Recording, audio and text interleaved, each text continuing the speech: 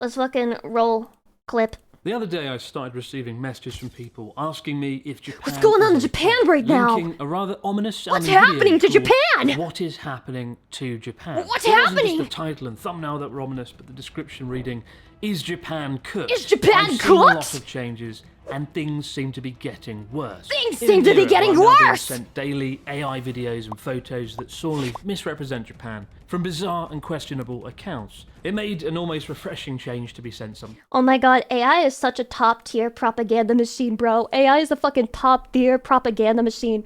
Do you think that they're, like, in China generating random pictures of America, and they're like, oh my god, Americans are so cooked, bro.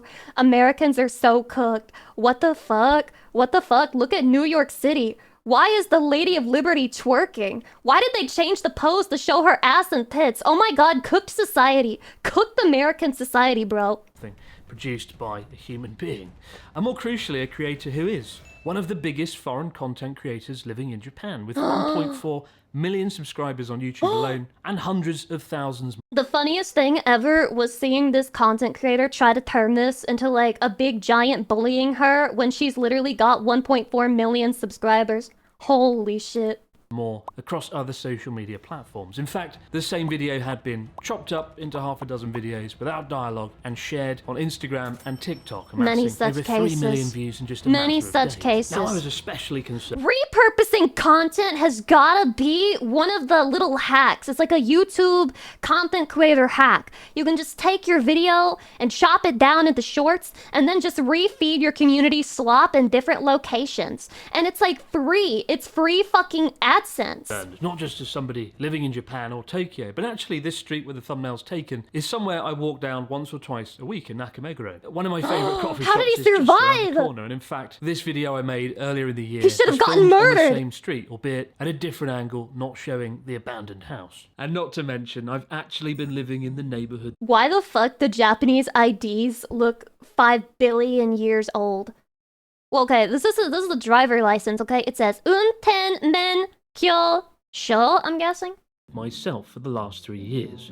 And when I went to It's take for the thumbnail for my driving! video, I quickly noticed a few interesting differences between my original ungraded photos and the How does your driver's license look? Okay, well, first of all, fuck you. I don't have a driver's license. I have a state ID, and mine is really sexy and shiny. thumbnail of her video.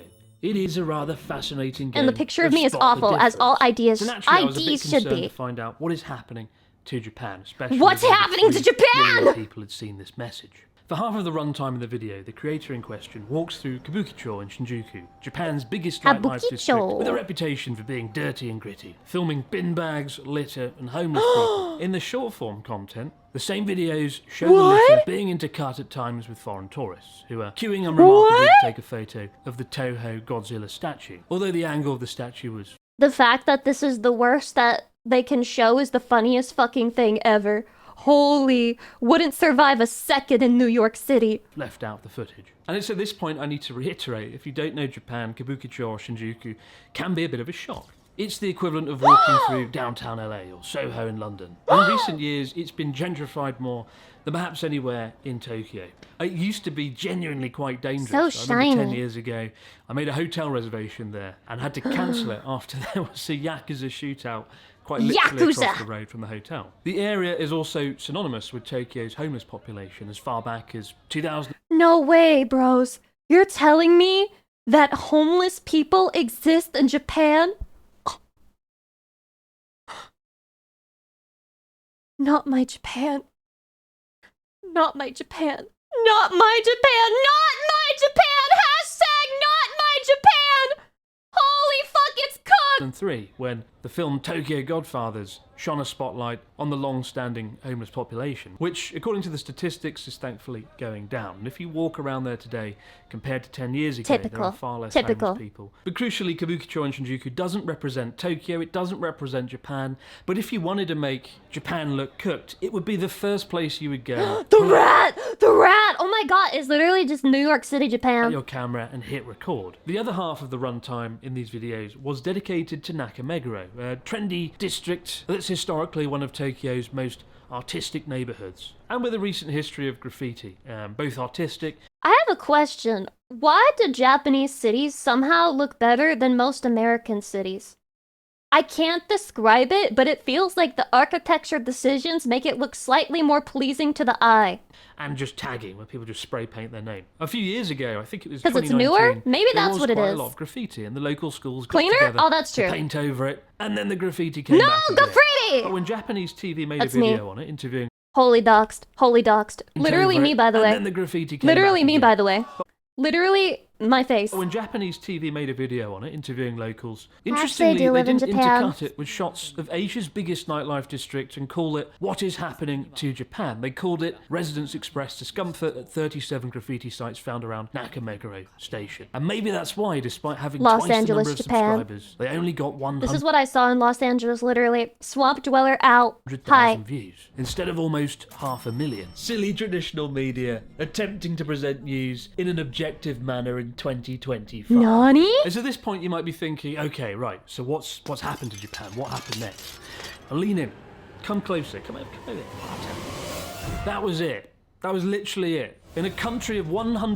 I'm sold. I'm selling my tickets, my flight to Japan, canceled. If you guys would like to get Japanese flight tickets at a discount, hit me up.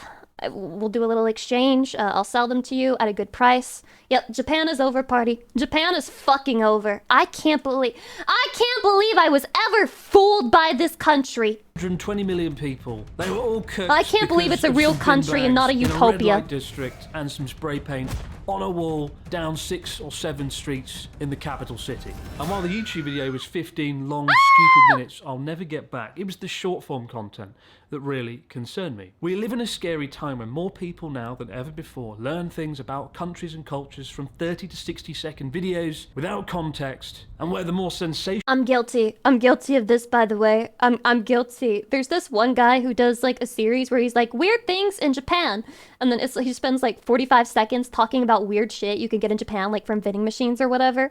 And I watch them, and I'm learning from them, chatty. I'm rotting my fucking brain. list of videos are... But Lucy, they had a trash on the street. A trash. No.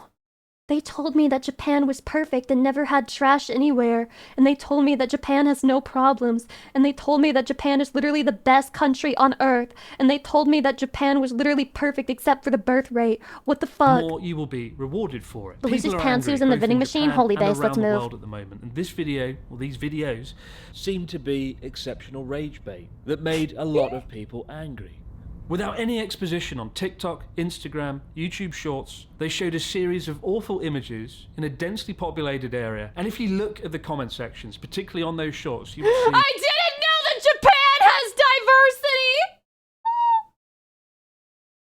diversity! Japanistan? Graffiti?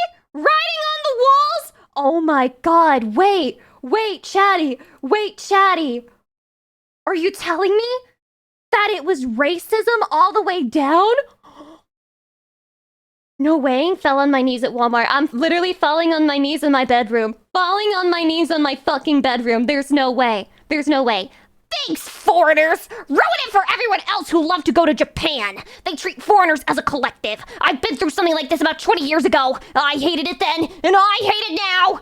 the most vile, hateful... It's sad to see a nation going downhill.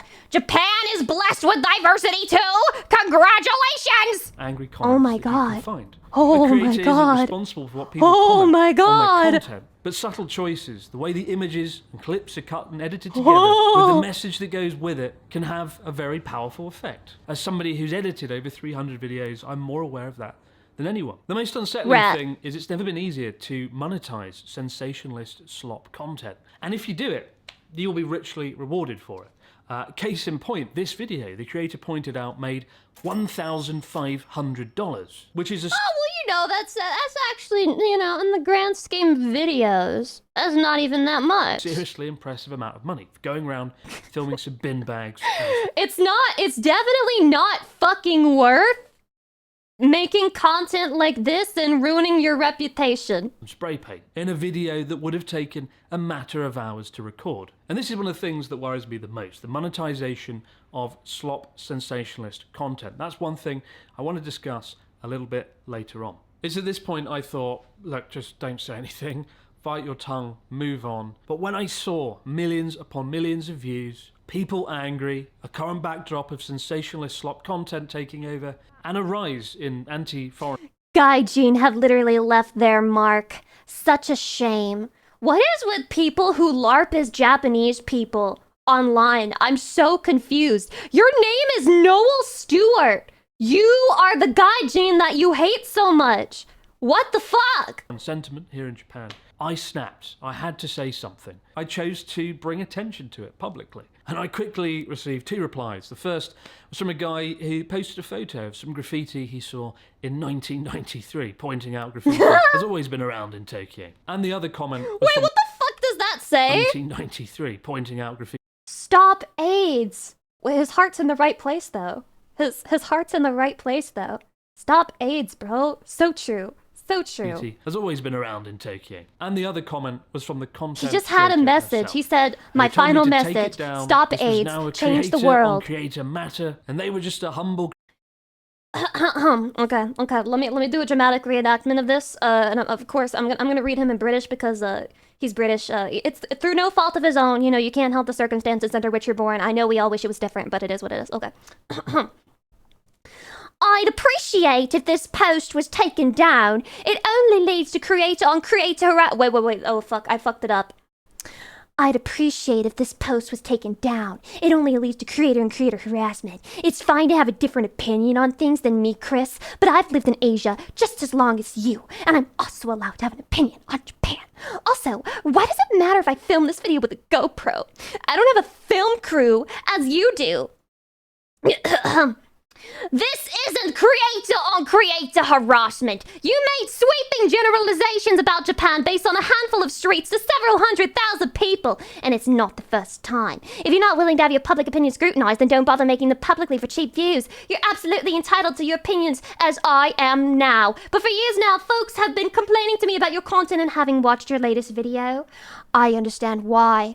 In Britain, everyone fell to their knees when they read that. creator with a GoPro. This is tough. In the UK. Somehow conveniently forgetting they were one of the biggest foreign content creators in Japan. Now, I think if you are a large content creator, both literally and metaphorically, you should be willing to accept a degree of scrutiny. I know I do every time I release a video, people attack me for various things. And if I see something that I believe misconstrues reality, then I'm going to call it out as well. Impressively, no less than 6 hours later, why she'd did Chris shot, Broad edited, attack and my released an channel? entire video about what she'd called an attack, calling me a gatekeeper. I was accused of painting Japan as a utopia. I was accused of excluding her from my friendship group, somebody I've never met, never spoken to.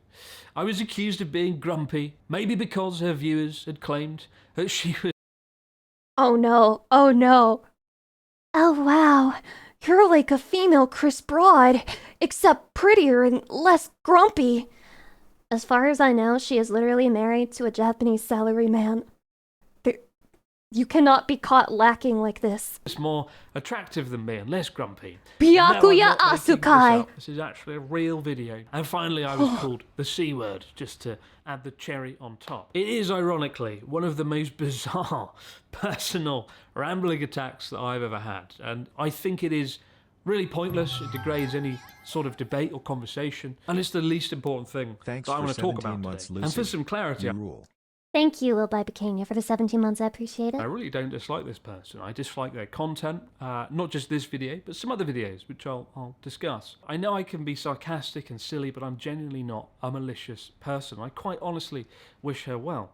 And I don't think there's anything wrong with this guy except the fact that he's British. ask you if you disagree with her, if you disagree Somebody's gonna tell me he's Australian and I'm gonna, like, literally lose my mind. with me, that you always comment in a respectful manner and don't share any hatred online. There's already enough of that going round. And I'm making this video for 2 reasons. Number one, What if there he's are much Canadian? Impossible. If he's Canadian, nah, I'm sorry. If you're a Canadian right now, we're enemies. Until the World Series is over, we are literally enemies. You're my op. bigger issues in play here. He around said she welcome. Content creation around Japan, and I want to discuss those. And second of all, some people see it as me bullying another creator. But I have to say right now, you look like a self-righteous asshole trying to bully the new kid in school. 1.4 million subscriber channel, by the way. You've gotten a pretty big head about things lately. Maybe it's time to come back to Earth and check the attitude at the door. because they don't understand why I would bring this up. And honestly, I don't do this sort of thing lightly. The only time I think I've ever called out a creator was Mr. Beast last year when he partnered with Logan Paul, a man who did awful things murdered in for Japan, that. which I had to discuss publicly on Japanese national television. I didn't enjoy making that That's video or the crazy. attention or scrutiny it brought me. I hate myself sometimes. Mr. White Man-san, could you please explain why your brother, he is your brother, right? Can you explain why your brother did this thing in our country? And then they put the mic in your face. Can't keep my mouth shut on certain things. But when you feel something is profoundly wrong in here, you have to talk about it. I've held my tongue previously on other content that this creator has produced. A few years ago, a friend showed me a clip of a video in which the same person walked through an economically deprived part of Tokyo filming homeless people. Oh my fucking god. I can't stand this type of content, man. I can't stand this fucking type of content. I don't even like it when... God, it really conflicts me because they are doing something good and, like, it's better that they do it and then record it and film it and post it online for like, you know, internet points than for them to not do it at all. But it really pisses me off seeing people turn the homeless and people who are struggling into content. Something about it just does not sit right with me. Rough area. Under the guise of showing the real Japan, filming the most vulnerable people in society and posting it online. Like, I've had Japanese friends tell me this sort of stuff makes them feel uncomfortable. Beyond that, it sort of portrays Japan as this magical place where there's a barrier between us, where if you speak Japanese, they will bounce around, they will scream and shout. Gaijin knows Japanese. Oh my god. There's like this is a whole like form of content, not just in Japan, but like basically any country. They'll film themselves as a foreigner going to a different country and speaking their language and like use other people's reactions for content. And it's like, look how cool I am here, bro. Look how cool they thought I was for knowing how to speak their language. It will cure depression. As if the entire country is one big social experiment waiting to be exploited. It's not? And I worry in an era of nuisance content creators coming to Japan doing Konnichiwa, things Stinky. that are unspeakably Right back at bad. you, Hair They Sparrow. might see this sort of content and go, wow, you get $1,500 for that. Maybe start to wave cameras around in the faces of homeless people, potentially Those leading people are to soulless. even more nuisance content. And when the cost of making such content is nothing, but the profits are extraordinary, the only real thing stopping you from doing that is morals. And as Don't we've they seen hate time Dogen and because his Japanese is too good? No, they don't hate Dogen because his Japanese is too good. I hate Dogen because his Japanese is too good. Hope that clears things up. again with streamers in Japan, morals are often in short supply. And coupled with the fact there's rising anti-foreign sentiment in Japan, it makes me concerned and uncomfortable. So what are the real issues facing There's Japan? What is- literally, okay, obviously because this is talking about political leaders, it kind of veers into political talk, so I'm gonna very vaguely mention it. People have just been outright lying about shit that's going on in Japan and like what political leaders are saying in that country. Like, they're just outright lying, posting false translations that aren't even correct to fucking stir up outrage. It's crazy. to Japan. In the last few weeks, I've been travelling around the country, filming videos. I've been to Sendai, Nagano, Nagoya, Gifu, Okinawa, and spending time with the Nerf locals line, out please. there, It's talking OP. with them, hearing OP their strat. concerns. I can assure you, none of them care about a fucking bin bag in Shinjuku or some spray paint on a wall in Nakameguro. Are the you two sure? most notable things are depopulation and a cost of living crisis. And funnily enough, while this stuff was happening, I was on an Damn, island in that's Okinawa, pretty. interviewing the locals on how depopulation has affected their island, where once there were hundreds of people, today Bad. there are 50, and this has obviously affected island life. And quite honestly, I would Guys, this is like a stunning realization, but when you don't have a lot of young people in your society, things kind of go to shit. Real. Actually real. much rather be editing that video than talking about this. But it will take me weeks to edit that video and do the Islanders story justice. And this takes me to the Troop real nuke crux today. of the matter, Nothing the but thing troop that worries nukes all me the way most. down in the the stream. same time that it will take to produce this video, I could go out and film 50 of these videos. make a lot more money with a lot less effort. It is increasingly hard to compete when you're producing videos to a higher standard, when you have to fact check everything. The creator of this Cost in a video claimed it took 50 hours to produce this video. A claim I find to be, quite frankly, baffling. I'm not sure where the 50 hours went. And you might think, well, he does sound kind of filming, jealous walking now. around Maybe she's Japan. Right. Maybe he's just not getting the views. And I 50 say hours. far from it. I could go out and make this content. Which is, okay, but does she realize that's kind of a self-fucking-own? If you have to spend 50 hours in Japan to prove that it's gone to shit and you only have 15 minutes of content at the end, literally, you are fucking owning yourself by saying that shit. You mean that you were digging deep in the barrel, scraping the bottom of the barrel to try and put together a narrative that you could only squeeze 15 minutes out of at best. In one afternoon in Tokyo. What I'm saying is social media platforms don't care. They don't reward accuracy.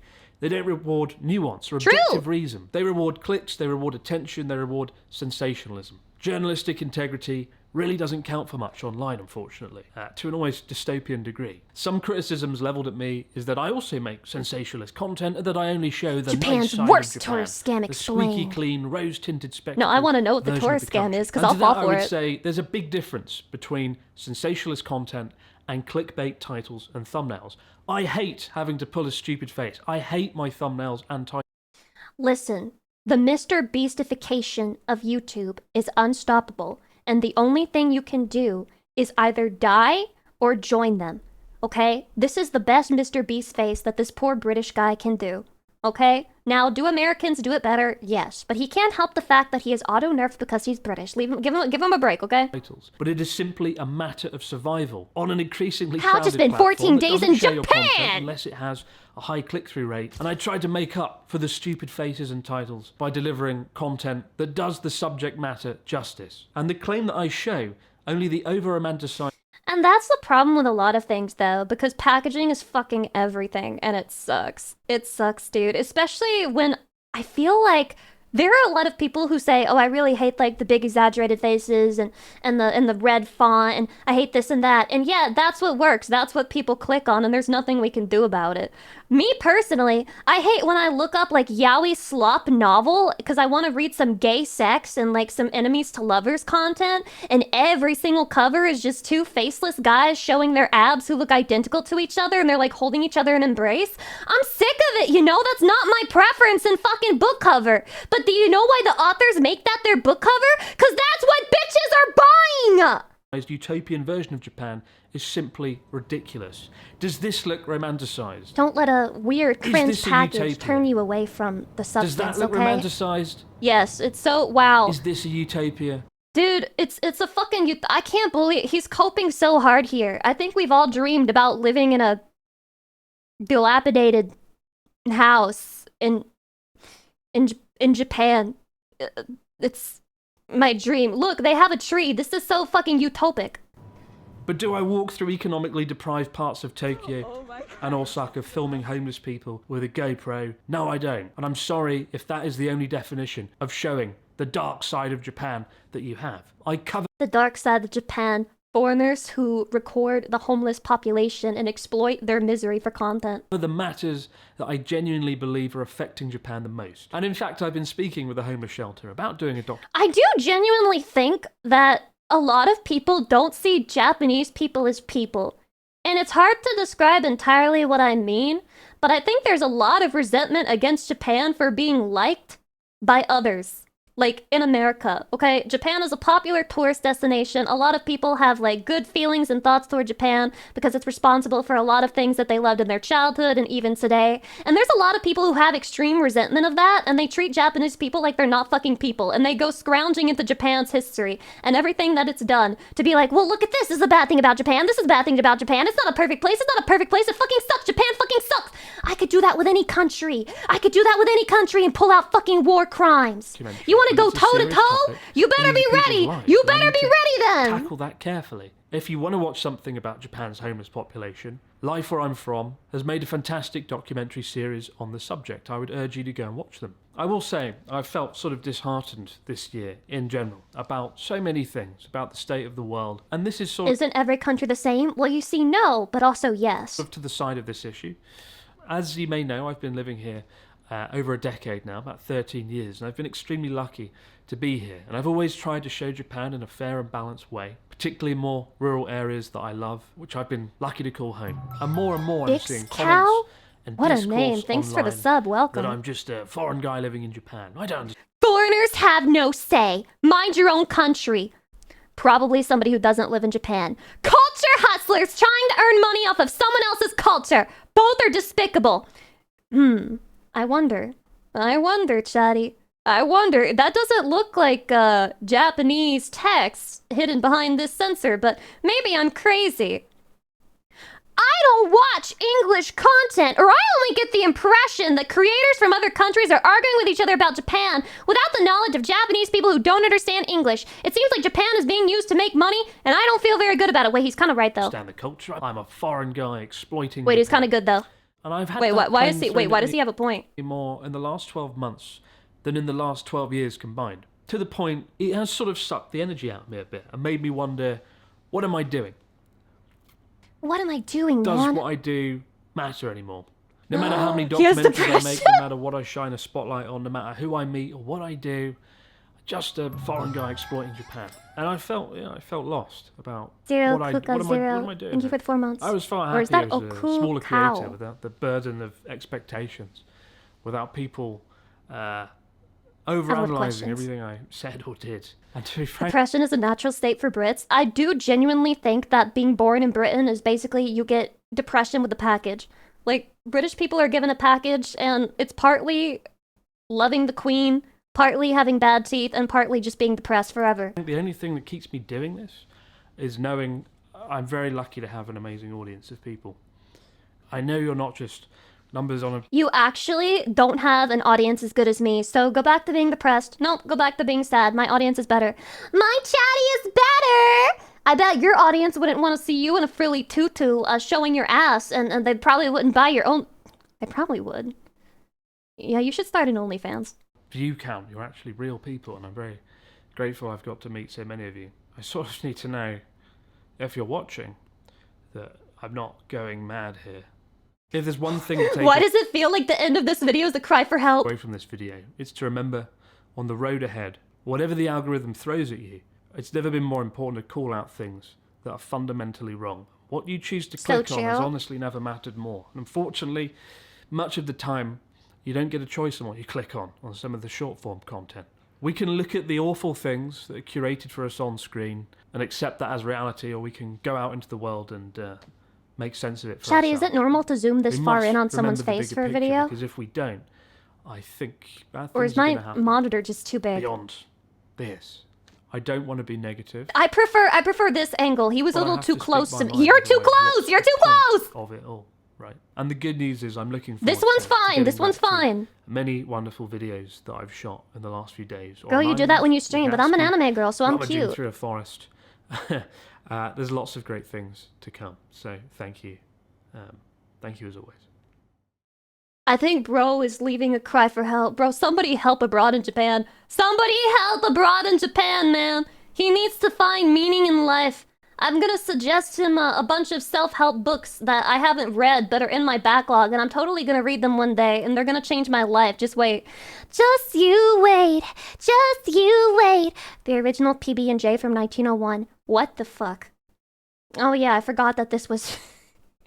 I forgot that this was in the list. I forgot that we were gonna watch this. Okay. It is a well-known fact that the most it's this perfect guy sandwich again. ever He really is. Dude, he really is like the textbook definition, like default generic setting white guy. I've seen this man like 50 billion times in my life, I swear it. by a human being is the peanut butter and jelly sandwich. But was it always so perfect? Well, I'm going to find out as It's better I make with the only very peanut butter. first recipe for No a jelly, peanut butter no and jelly jelly. sandwich from 1901. So thank you to Wondrium for sponsoring this video That's as a I giraffe investigate rig. the origins of the PB&J. This time on Tasting History. He's tasting history. This won't rage bait me as much So I as the Sloppy suspect Joe that video this did, video right? is going to get rather different reactions in different parts of the world, because while here in the US, making a peanut butter and jelly sandwich is practically a national pastime, in parts of the world, they are almost unheard of. In many countries, peanut butter itself is hard to come by. I have a new dream. My dream is to take peanut butter sandwiches and bring them to Japan and teach people in Japan how good it is to have a peanut butter sandwich. I want to be responsible for the Japanese people abandoning natto as their national food and realizing some good shit like peanut butter sandwiches. And no, that is not me forcing them to assimilate. It is me simply blessing them with the superior food. And there are those who believe Yes, I will that the save them peanut from butter and natto. jelly sandwich is an abomination. And for those people, I weep. But maybe I also can lead weep. them into the light with this first recipe from the Boston Cooking School magazine in 19... What the fuck is natto? Fermented soybeans. It's the smell and flavor that only the Japanese could love, you know? One. For variety, someday try making little sandwiches or bread fingers of 3 very thin layers of bread and 2 of filling. 1 of peanut paste, whichever brand you prefer, and currant or crabapple jelly for the other. The combination... What the fuck? Okay, why did my brain get stuck on crab apple? What the hell is a crab apple? is delicious and, so far as I know, original. So simple, yet so brilliant. And That has it nothing to being do with so crabs, simple, right? It means that there's not a lot to actually make, but I am going to show you how to make the bread that was most commonly used Oh for my god, sandwiches why at the does that turn of the bread look century, so the good? Pullman loaf. But Why I won't does be that look making the so jelly or the peanut good? butter from scratch Oh, I'm so because hungry. both currants and crab apples are pretty hard to come by where I am living, and for the peanut butter, They don't make them like during they this used time to. period, you just run peanuts through the coffee grinder or a meat grinder, and I tried to run some peanuts through my hand crank coffee grinder. They and I'm don't pretty make it sure like that they I used destroyed the to. coffee grinder forever. Luckily, the Whole Foods near me Oh, lets that you looks freshly disgusting. grind peanut butter Oh, that only looks using peanuts disgusting. as the period recipes call for. Its gritty texture evokes peanut I don't butters want of gritty. the I past, don't like back when they gritty. were still I'm not called hitting the goobers. gritty. And I actually recently found out why peanuts were once called goobers while I was watching a course from today's sponsor, That's where that Wondering. word The comes series is from? called Food, A Cultural Culinary Yeah, the History, goofy and is presented by goober, none yeah. other than Yeah, food the historian goofy and friend of the goober. channel, A Ken goofy, Albala. goofy And goober. it's actually the course that I back then listened to when I first started getting into food history. All of the courses on Wondrium are taught This by guy experts in their is field, really and fitting there is the no shill one in more here. expert in the field of culinary history than Ken Albala. He Who? leads you through the entire history of food, all the way from Holy hunting and gathering advertisement. to food as big business today. And like that, whether they be description, a free trial recipe from Baker's I Bread won, by I Paul won, Richards, I won. written I in saved us. 1906. And for that, what you'll need is 1 2/3 cup or 400 milliliters of water, Wait, 2 wait, wait. teaspoons Why are of we dry using yeast, water? 6 tablespoons or 85 grams of lard or That's a butter, lot. 3 tablespoons or 35 grams of sugar, 5 Is this cups an or artisan 600 peanut grams butter of and bread jelly? flour, Oh, and for the 2 1/4 bread. Oh my teaspoon of god, salt. making bread So fresh first is add crazy. the yeast and sugar to the Imagine water living and give it a back few then, minutes to bloom, and then making your add own in bread. the flour, the salt, and the lard or butter, and start to work the ingredients together until Artisan. they become a rough Artisan dough. peanut butter Then and set it jelly. out onto a lightly floured surface and start kneading it until you have a smooth, soft dough.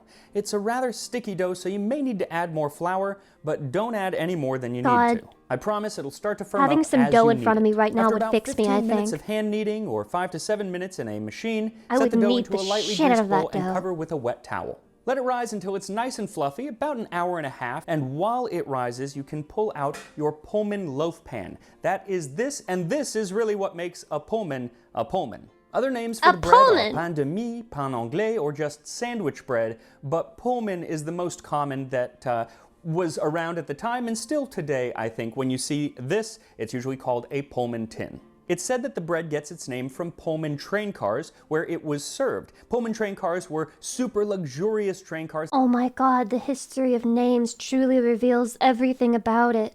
I can't believe we live in a society where At the things end of the derive from 19th things. and early 20th century. And I'm sure that's true, but I like to think that it's because the tin kind of looks like a train car. It kinda does. But really, the I can Pullman loaf see it. is special because Hydrate. when it's baked in here with the lid on, it has very little crust. And so it's pretty much perfectly square and has very little crust, so it's perfect for tea sandwiches, which were Little crust sandwiches in the that they would bread? cut Let's fucking go. This is the crust perfect off thing. of anyway. This is So perfect really, bread, literally. This is like the original Uncrustables, but you don't have to freeze them.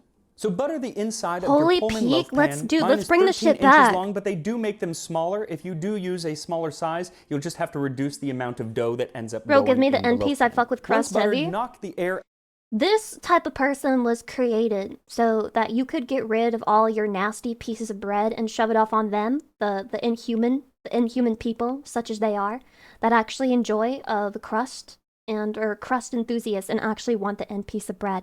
You can have it. Thanks for your sacrifice. You were born just to be sacrificed. Out of your risen dough Yeah, and human turn it garbage out onto the disposal. counter and stretch it into a large rectangle just slightly wider than your pan. Lucy, you literally Then don't like roll any it food up at all. into a That's log not true! And press the seam together. You're then wrong! Tuck each end into itself, Rage baited, folding actually. it over onto the seam, and then press the dough together.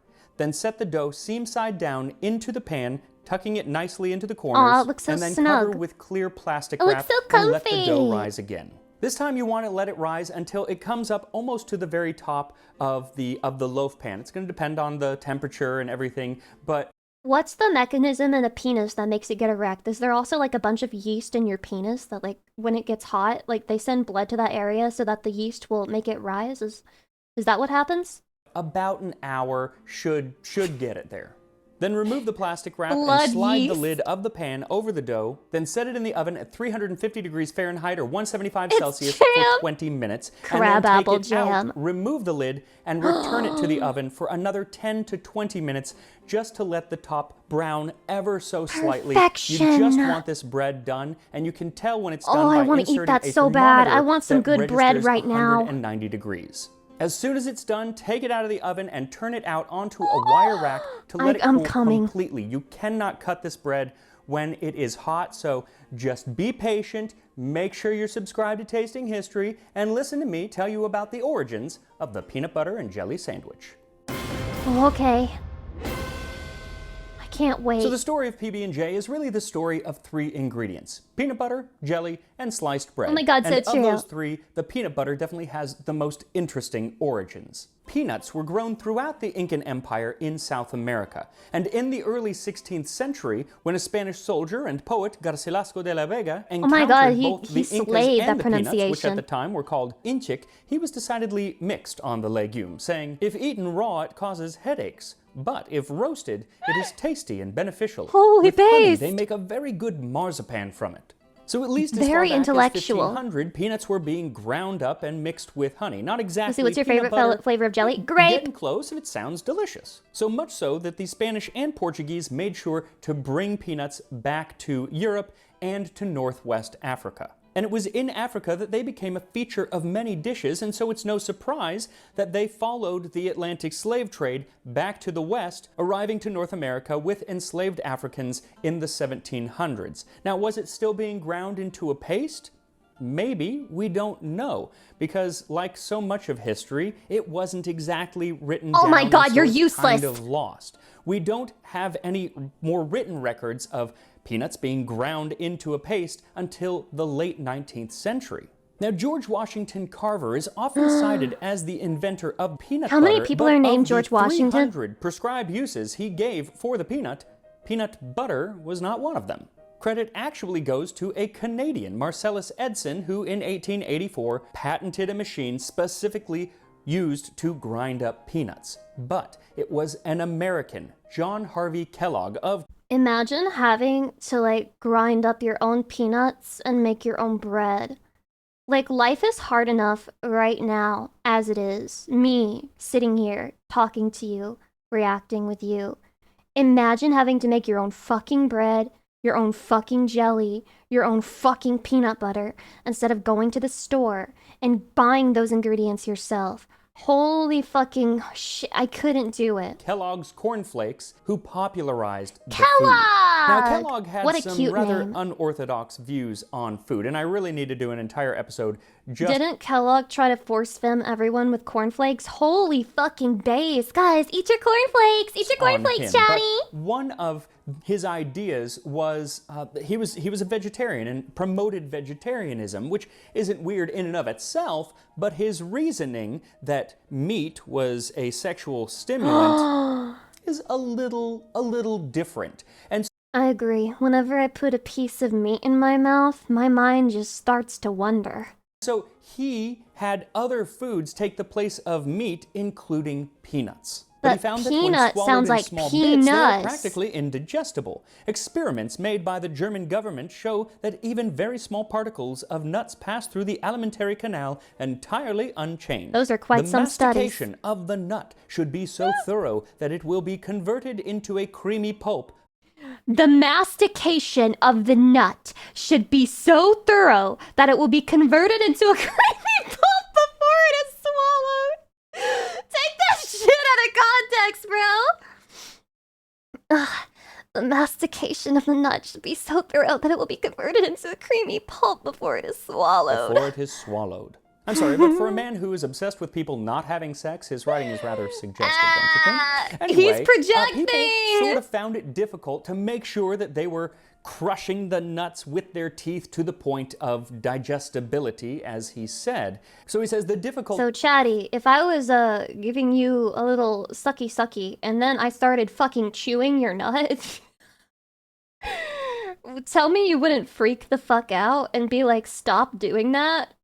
I would slap me if I were you. Is overcome by converting the nut into a paste, or so-called She's nut killing butter, them! by crushing or grinding in a suitable mill. A suitable mill that he patented. And soon after, this peanut butter was being spread onto bread. In 1896, the Washington Post raved, "Have you eaten the very latest dish? I say latest in every sense of the word, for he's confident. it's a dish that goes with the midnight Welsh rarebit and What? is the newest and best sort of a sandwich. Aw. You take fresh bread and perfect butter. Then you have some fresh roasted peanuts. It's the fad to roast them yourself. It's Ground the fad. fine in a coffee mill. Next, you mix the ground nuts into a paste with a little sherry or old port. Spread them on the bread, and there you have the sandwich everybody is eating. A peanut sandwich you must have if you are to follow the fashion set, they say, by the wife of a cabinet They don't member. talk like So no they jelly used to yet, no but it more, did include man. sherry or port. They and don't that makes talk me like they lament used the to. dearth of alcoholic sandwiches on menus today. Maybe I'll add a little gin next time I make. I'm kind of pissed that we basically raised ChatGPT to talk like a corpo-pilled person when we could have just trained it to talk like that, and then it might actually have like a sliver of value in our lives. Tuna salad. Probably not. But as it was, the peanut butter and wine sandwich never really took off because it was No overshadowed way. by the flavor combination of peanuts and less fermented fruit. No That way! same year, 1896, Fanny Farmer the suggested fuck a is sandwich that? made with a fig spread and chopped peanuts inside. I'll never forgive my VTuber mom because when she drew glasses for me, she gave me, look at this. It's too, it's too cute, it's too demure, it's too feminine. I need something manly like this that really asserts my dominance, and it pisses me off that they didn't go with a design like that.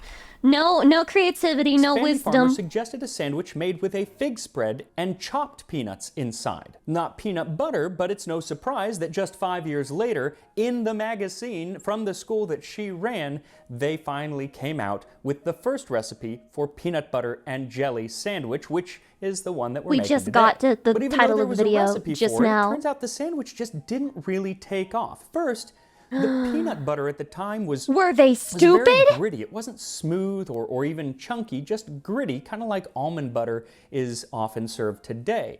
And I guess crabapple and currant jelly just didn't entice. Then there is No. the added effort of having to slice your own bread. No, I get it. Exhausting. Yeah, it But is. Yeah. there were solutions to all three of these issues coming very soon. First, the bread. It was Otto Frederick Roeder of Davenport, Iowa, who first realized that slicing your own bread was for chumps. So, after a few failed starts, including So a fire fucking which true. destroyed his prototype in 1912, he finally introduced a fully working bread slicing machine in 1928. Sliced bread A few delivered. companies started using it, but many of them thought that it was kind of a gimmick and frankly not that smart because once you slice the bread, it goes stale rather quickly. So why would anyone want that? Easy. Just be American and love carbs and go through a loaf of bread like once a week. But it turns out that pre-sliced bread is consumed a lot faster So than true! unsliced bread, as are the things that go on it like jam and jelly. and so they sold a lot more bread and jam and jelly, and the thing took off. It was soon touted as the greatest forward step in the baking industry since bread was wrapped. So true. It was considered so fantastic that even That's what they today mean we by the still greatest use thing since phrase, sliced bread. It's the best thing since sliced bread. So who knew that slicing your own bread was what was holding back humanity all those centuries? Now, when it comes to the jam or jelly portion of the sandwich, well, that had been made for thousands of years with very little change in how it was done. But during World War I, the Welch Grape Juice Company, famous for what they touted as the national drink, that is juice, which had become popular in a country increasingly obsessed with the temperance movement, note that Prohibition was going to start just a couple years later, they released a new product called Grape-Aid. This, they said, Americans only want what they can't have. When alcohol is illegal, they just want to go to speakeasies and get drunk. And when it's legal, they just want Welch's Grape-Aid. It was neither jam nor jelly, but jam in jelly form. And it's basically grape jelly. And at first, it was only available to the troops who were fighting over in Europe. But as they came back, they did so with Grape-Aid. There was actually a Grape-Aid ad that said, "Thank the armistice for Welch's Grape-Aid." Yes, be glad that the death and destruction from the Great War is finally over, but you also get Grape-Aid. And this was soon followed by Peach-Laid, Plum-Laid, and Fruit-Laid, which was a mix of grape and raspberry. World War I also helped promote peanut butter as well, because there was a shortage. Wait, Lamelda, I'm sorry. This is gonna make it sound like so racist. But I saw this thing on Reddit, like literally before stream, and I was like, I'm gonna bring this up on stream because it's really funny to me. Okay, it's gonna make sense in a second. So apparently in the Russian version of Who Wants to Be a Millionaire, it's like a thing that they don't ask the audience what the right answer is. Like, they don't really do the phone the audience thing because the audience often lies to fuck over the contestant. Specifically in the Russian version of Who Wants to Be a Millionaire, which is funny as hell to me. But then somebody in the comments posted a joke and they said, okay, I got a Slavic joke for you, okay? So there's a genie and he goes up to a Slavic man and he says, I will grant you any wish, but whatever you get, your neighbor will get twice of it. And he's like, okay, so if I wish for a wife, then my neighbor gets 2 wives? And he's like, yes. All right, so if I wish for $1 million, my neighbor gets $2 million. And he says, okay. And then he says, I want you to gouge out one of my eyes. That was so funny to me. That is so funny to me, bro. What a fucking hater. What a fucking hater, dude. Anyway, let me play the video. Of meat. And so just as John Harvey Kellogg had touted all of those years, they replaced the protein with peanuts here on the home front. Then in 1921, Californian Joseph Rosefield applied the process of partial hydrogenation to peanut butter. This allowed it to stay blended at room temperature and not separate into the oils and the solids. Still today, the scourge of Laura Scudder's fans everywhere. The process was first used by Derby Peter Pan peanut butter, who could now churn the peanut butter into a smooth consistency rather than the gritty consistency that comes from peanuts out of a meat grinder. Every time he says gritty, I just think of hitting the gritty, which I don't really know what that means, but Skippy, I like to hit and the gritty. developed my favorite style of peanut butter, Crunchy. But it was the smooth peanut butter that was really popular and became the beloved food for school children in recipes like the peanut butter and tomato soup that I made when recreating the Depression-era school lunch. But its pairing with jelly still hadn't taken off in the school system and wouldn't for a few years. First, peanuts had to go to war. Peanut butter. I've never had crunchy peanut butter, so I don't know if I like it. Butter became a common item in the mess kits of American soldiers during World War II. Another common item in the mess kits was Welch's Grape-Aid, and so it was amongst the soldiers that they took that peanut butter and the Grape-Aid and put them together between 2 slices of bread. God, the long way! That's when it really became popular. The long way, peanut butter jelly, the long way. That craving, a craving that I know all too well. That's because, just like flat feet or a receding hairline, they passed it down to their kids. By the 1950s, peanut butter and jelly sandwiches became the de facto food for children when mom either didn't want to cook or when the kids had to fend for themselves. And the peanut butter and jelly companies made sure the sandwiches found their way into every school cafeteria in the country. In fact, when I was a kid, if you forgot your lunch or just didn't have a lunch at school for some reason, then they would give you a peanut butter and grape jelly No, they sandwich just starved between you. 2 Cry slices about it. of white bread that was slightly smushed and kept at a temperature Can we talk about how barbaric American schools are when it comes to lunch and like kids eating and shit? Especially if you had special needs of some sort, which required you to maybe eat before or more often. Like, I would genuinely just have blood sugar drops during school, and I'd have to like shrug my shoulders and be like, I'm not gonna be able to concentrate through this whole fucking lesson because I have an hour. I'm unfortunate and I got the latest lunch fucking time slot. So I'm just gonna have to suffer throughout this whole ordeal because they don't let you eat snacks in class. You can't eat snacks in class. You can't even have water in class. Go fuck yourself. just above freezing, so it was really, really firm. And I miss that sandwich so much. I have been No water in chasing class? No. that sandwich No nothing. for 30 years and still haven't really found it. But maybe this recipe from 1901 will get me one step Not closer. even water. So once your bread is cooled, slice it into rather thin slices. You need 3 slices per sandwich. Spread peanut butter on one, then jelly on another. Guys, just wait until I tell you have to raise your hand and ask to go to the bathroom. And if they tell you no, you can't go use the bathroom. And then stack those on top of each other and top with one more slice. And then cut that into finger sandwiches and you're all set. And here we are, the first PB&J. That's So I illegal made now, 2 is here. it? I have the one with the currant jam as well as the crabapple Why jam. did he and I'm super cut them curious so small? about the crabapple jam because usually crabapples are like really, really tart. So I'm gonna start with that. Oh god, I bet it's nasty. Oh, that looks so crunchy. So stale. Bro? Bro? So first things first, she says to serve these with tea.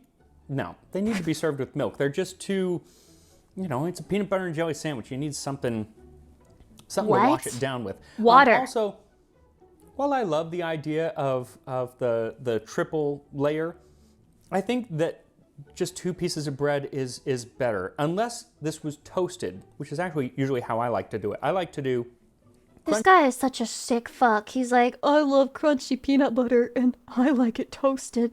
Holy shit, just eat a brick. You clearly want something with texture. crunchy peanut butter, grape or strawberry jam, and toasted sourdough. The toasting just lets it not be so.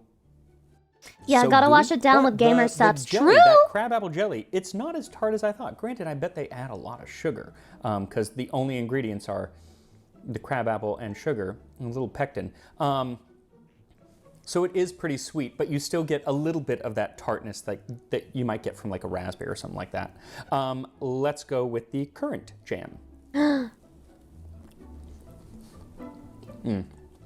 So I do prefer that, actually. It's sweeter. No and shit! the flavor of that jam just stands up better to It the looked peanut like a more butter, which, pleasant bite. even though I can't it's just describe ground it, it up just peanuts, did. has a really strong flavor here. I find it has a stronger flavor than if you were to get like Skippy or something like that. It's Is that a just brand of peanuts in your peanut face. butter? But yeah, so I preferred this one over this one. Both very good. Both I would actually take out that second piece of bread. But as for the bread, it's so soft and it's close textured because it's kept with the lid on, and that's the What? point. It's meant for sandwiches. There are no holes. What do you for mean things with to the really lid fall on? into. Perfect. Yeah, With peanut the butter and jelly lid sandwiches. on. Still one of, Pezzy if not pie, my welcome. favorite foods. I know it's so simple, but there's just something about it. Okay, but toasted bread brings and up melty memories. peanut butter? I don't know. So next week I'm going Am to I be gonna in New be York City converted? doing a book signing of the Tasting History Cookbook. This is crazy, guys. Just so you know, next week, as in 2 years ago, he was going to be in New York. Big if true. Big if true. The funniest ARPG you've never heard of. Guys, is that action role-playing game? Is that what that means? I'm being hounded by the IRS. What the fuck? Welcome and welcome back to the channel, my friends. With so many absolutely insane and often side-splitting outings into goofy RPGs of the early Is this 2000s. Oblivion, the MMO? Who would have thought that one of the most insane experiences yet to explore was released Oh my just God, a I few run like years that. ago? With 2022's So Whoop-Ass, created by an indie team of just 2 people, and a game that describes itself as a jab at try-hard, overly serious games. and a hack and slash to avoid if you hate fun. No, I gotta read this. I gotta read Try-hard, this. Hold overly on. serious games, and a hack and This game contains puns, dad jokes, Flappy Bird-like arcade minigames, breaking of the fourth wall, and jabs directed at try-hard, overly serious RPGs. Do not play if you hate fun or would not like to strap in for a hilarious class for the legendary villain beating artifact. TM. slash to avoid if you hate fun. This is Well, today we will so uncover the early truth, diving into this 2010. bonkers action RPG, getting a look at its bizarre moments, while leaving enough in case you want to try it out for yourself. Magical boner. Which coincidentally Magical is that boner. actually Harry Potter's stripper name. A game that may be double take even so You guys are many videos clowning in on with this, these but I goofy think this looks RPGs. peak. My name's Mitch Mannix. Flappy and Night! this is So Whoop-Ass. So Whoop-Ass opens setting the stage, introducing the main antagonist of the game, the Immortal, who is, quote, busy with evil deeds, which apparently includes mini-golf. I'm busy with As the evil game's deeds, narrator too. explains, no evil wizard is complete without an annoying sidekick that bursts into the room with dire news. This My actually lord, looks peak. The experiment has escaped. He pans. Ah, indeed, developers. Maybe we should play this. I mean, who would have a conversation when the character's mouth doesn't even move? I will kill you. Don't worry about it. Fine, all right. With the Immortal telling his lackey to double down the defenses, it's time we meet the hero of this journey. Flashing back 10 minutes to see just how our hero escaped this prison, after a slight mishap from a trainee mob. This is leaving peak! him We have to showing up play with a this! bang. Now in control of our newly escaped hero, So Whoop-Ass heads outside his cell to pick up our first power, by way of another of this game's jabs at Ooh, modern gaming. millennial humor. Just say Every you hate hero love and has joy. a sidekick that, for no apparent reason, has Wait, a why do they have the movie superpower Coco that will in here? aid the hero in solving critical puzzles. We picked Lucy for this mission. Her backstory and how she ended up at this convenient location be explained? Probably not. Supernatural power obtained that enables us to use a special vision that sometimes reveals some secrets. Taking only a few steps, we uncover a tiny we're gnome stuck good. in a cage. Oh, that we got after releasing scammed runs into playing around like a this toddler game. in a Holy sugar shit, rush. free A sight that I free have to admit advertisement I for them. found far too funny. Baby, Dumbo, thank you for the 11 months. I appreciate it. What the fuck? I'm so proud of you, Lucy. I'm proud of Stuck. myself. He's got stuck. I'm everywhere. Wait, is that me? Is that me? I don't look like that. I'm like 3 inches taller than that. What the fuck? Oh, he's gone. He's gone! Goodbye Oh, forever. no. Did I need that? These little guys are actually the game's healing system, chomping down on garden gnomes to heal our hero, which is Oh my fantastic. God, it's the perfect Since I spent so game. much time laughing at it, the little guy disappeared. Making our way out of the dungeon, we come across the first of the game's weapons on offer, opening a chest to find a sword that So Whoop-Ass is so keen to try out that he immediately stabs himself in the foot. Holy based. Weapons are not all we can seek out in the prison, as after breaking open some pots, we find one of the game's 3 types of amethyst shards, used for upgrading our arsenal. Oh, what is this? Apparently, it can be used to purchase fast weapons, such as swords. Wait, is that the from real narrator voice in the blacksmith. game? Okay, I'm going to make a prediction that this blacksmith is going to be utterly ridiculous. And Speaking of utterly useless. riddless, rounding the corner we encounter Oh a group my of orcs having God, trouble connecting to the damn! castle Wi-Fi. This game didn't And even that's not a forget the joke, fan that's service. literally what's happening. With this being an opportunity we cannot resist. I like Slamming how they down have a the ceiling fan. razor-sharp ceiling fan to dice them up. No as well way! As it seems, set off the Oh my castle God, they alarm killed the system. sexiest girl in the game. That I can't help but feel reminds me of something. Grabbing ourselves some more upgrade materials, and trying not to fall into another giggle pit over the garden gnomes. I like the garden It's definitely gnomes. the I feet. like them. Shouty, would you eat me We to get a restore better your look at health in an Sawabas's RPG? combat system, with blocks, dodges that double block, as a dude, stagger that's literally used me. for crushing foes. That's literally me. So far, at least. Making our way out of the prison, we come across one of the primary mechanics of So Whoop-Ass, that being his wide array of hats Oh my to God, the collect, bunny ears, the each America providing the player with hat! a buff, with our first being a propeller hat reducing fall damage. This With is so the much perfect game. silliness, the prison isn't without its challenges. How have I never So heard of Whoop-Ass this coming before? across some pretty spicy trials when attempting to get out to freedom. Oh my God, Sonic. Touche, developers. Touche. Player dies in tutorial Making it level. past, Is we it find too the second weapon difficult? type of the You should have had more yellow tape, bro. game, a staff. Woohoo! You got yourself a magic stick filled to the brim with the awesome burning fury. Press button to switch to it and release the destructive force of a slight cough. I don't know. That was pretty OP in 2020. Okay, I don't know why I didn't see that one coming. Finally blasting out of the prison, it seems Sir Whoopass has been a bit overzealous, finding that he's accidentally caused a bit of collateral damage, speaking with the ghost of a recently squished leader of a local guild, named Melisande, who's understandably pretty Melisande. pissed at our hero, demanding Whoop puts together a concoction to resurrect her, with ingredients he can find in the village up ahead, giving us her mace to assist us.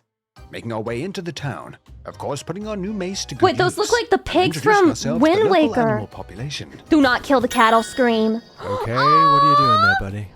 With a top Don't hat drop on? it! Really? Don't drop Gathering the it! ingredients, Whoop enters the Oh, town's he tavern fucking dropped to attempt it. to resurrect L the video guild dislike. leader. A tavern filled with all manner of ridiculousness, Roomba! including a cat. That's a that cat, apparently yeah. finds Sir Whoopass's name hilarious. Sir Woof,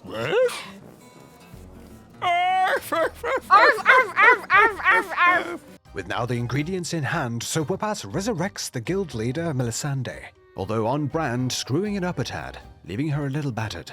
Still pissed, Melisande reveals a bit about the Immortal, the evil wizard that had previously imprisoned us, and most importantly reveals that to beat him we will need to track down the pieces of the aptly named villain-beating artifact, sending us away to begin by getting some new gear from the blacksmith, or blacksmith, getting a chance to see if my predictions Oh my god, is were it in is it fact is it a true. brothel? No, Ah, that's not unless too it's I mean bad. it could Maybe be a I was wrong. grinder pill Just brothel. kidding. Good lord. This total nightmare of a blacksmith allows us to pick up our first upgrades, ready to head out into the world and track He's down beautiful. the pieces of the villain-beating artifact, making sure to put some of the stray cats in the village to use, whipping up some cattuccinos that provide a tasty buff on use. No! No.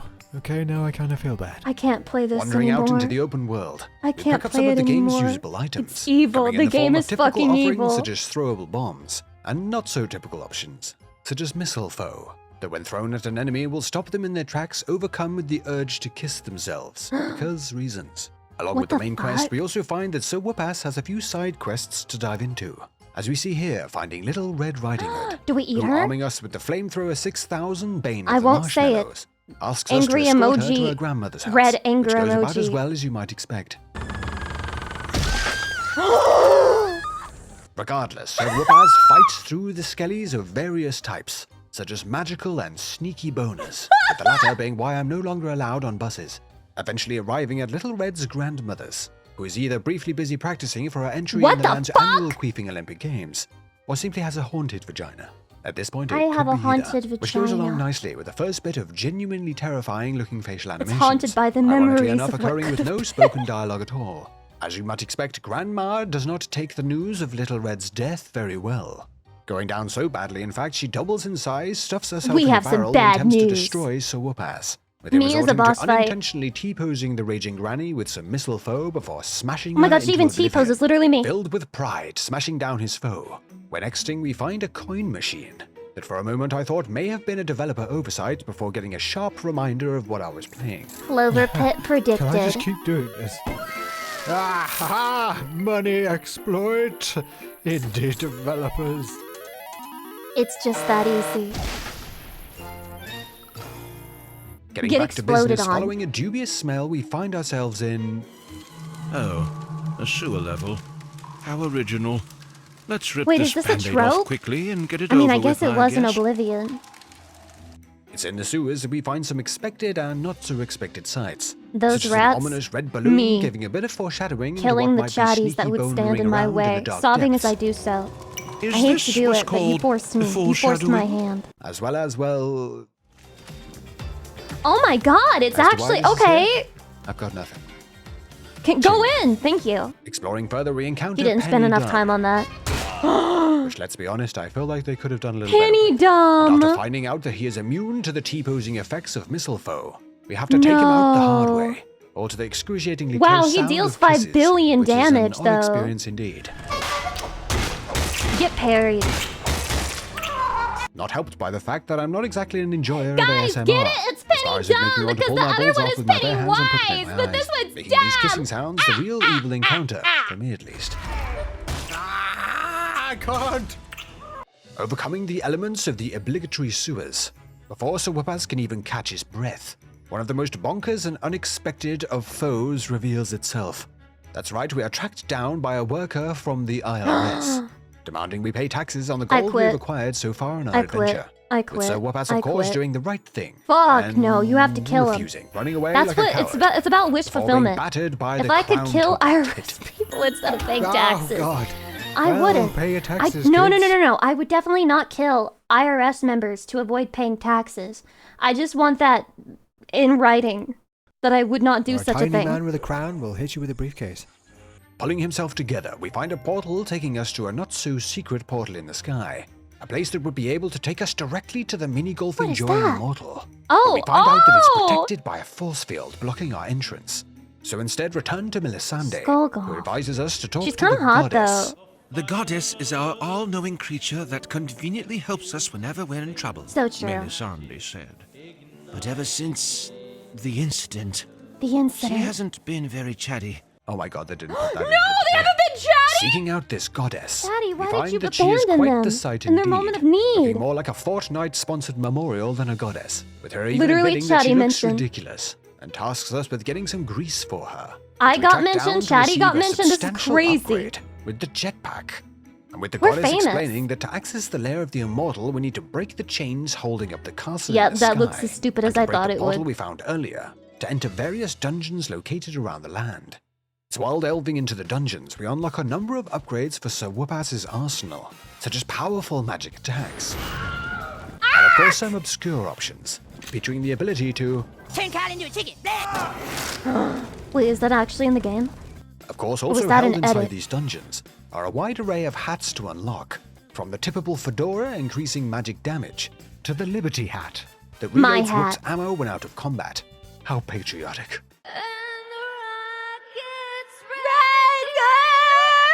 Tracking down and taking on these mini dungeons are at the core of Sir Whoopaz's gameplay loop. Billy while of course Bob. trying not to double take too often at some of the lunacy around. Oh, the jetpack is fire, actually.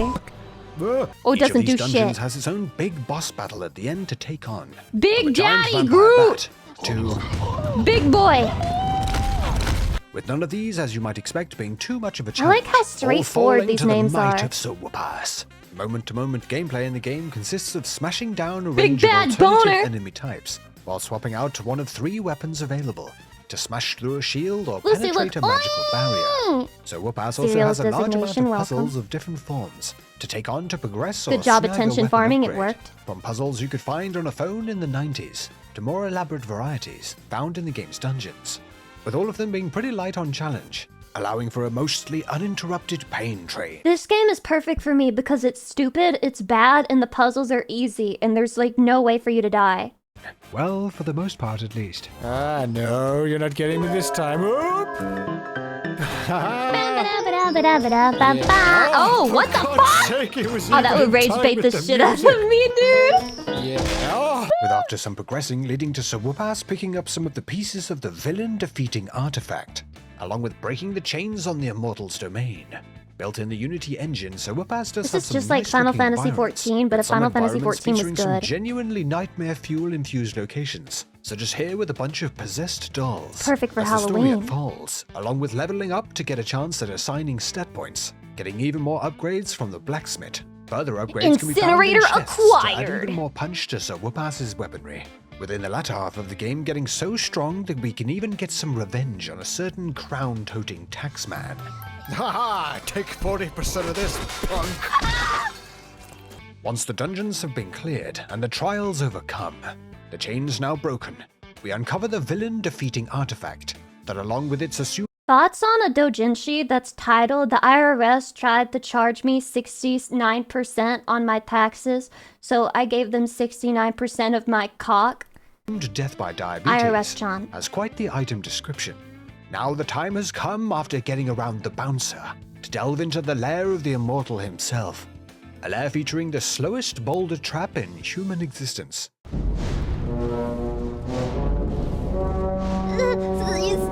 You have to pay taxes. You're gonna get audited. As well as a difficulty spike so severe I had to revisit the tavern for a spot of Flappy Night to calm myself down. Visiting the blacksmith to pick up the holy shit, the final battle is upon us. And after coming out victorious, we are given an ending that I won't spoil in case you plan on picking up the game yourself. But safe to say it's just as silly as you would expect from a game featuring a knight wearing a propeller hat whizzing around on a hovercraft wearing a full suit of armor. In all, Sowapas is a palate-cleansing hack and slash that along with some of the most ridiculous things I've seen in this an action this looks RPG, like the shit that they is most play on certainly TikTok filled when with they're jabs at stealing all from sorts of Reddit other pop threads. culture and gaming trends. Very much the goat simulator of the RPG genre, and a great distraction if you're after some laughs and something to blast through purely for fun. Although only 10 or so hours, Sowapas has some genuinely laugh-out-loud moments, and is an impressive But this endeavor game was considering clearly it made with so much developed by only love. 2 people. One that I won't be forgetting anytime soon. If you enjoyed this look into Sowapas, then why not check out the full insanity-filled playlist into dives into similar legendarily weird and wonderful RPGs of yesteryear. I'm On screen convinced that this now. game is Huge peak. thank you to my Actually peak. 10 hours is pretty good for a stream game too. Potentially. So guys, here we go. This is about to get the VOD fucking copyright claimed, so this is nice. Get ready for it. Get ready. Can't believe they made a real actual AMV. That's crazy. That I'm gonna have to cut out of the VOD because it's gonna get the fucking VOD destroyed. Dude, it's time for a creepy video! The 8-foot-tall lady! Hachishakusama! Let's go! It says an animated scary story. I'll be the judge of that. Nightmare Tales. In the summer of 1970, Kana, an 8-year-old girl from Tokyo, and her parents traveled to the small town of Aya in Miyazaki Prefecture to visit her grandparents. They had a small house and a large property which Kana reveled in running around and exploring the lush green and overgrown countryside.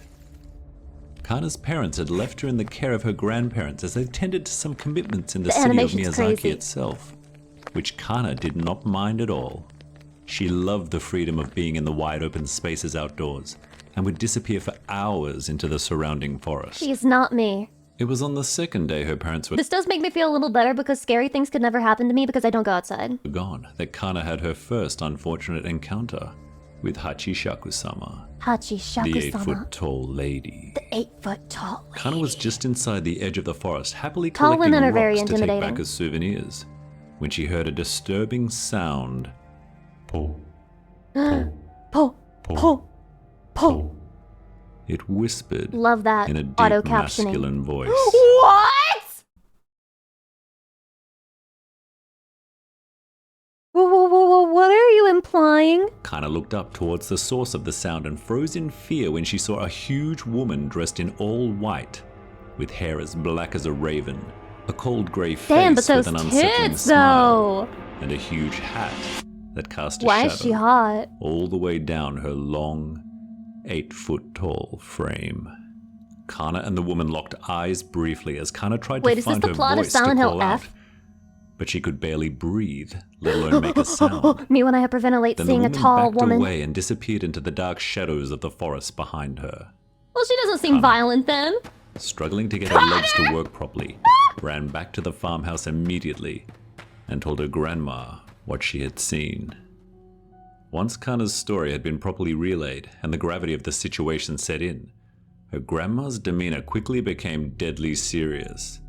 She grabbed Kana by the arms and demanded to know exactly what she had seen and heard. What As did you Kana see? explained, What did you hear? her grandma began to weep. The grandmother quickly relayed what had happened to her husband, who, in shock, rushed to the phone to try and contact Kana's parents.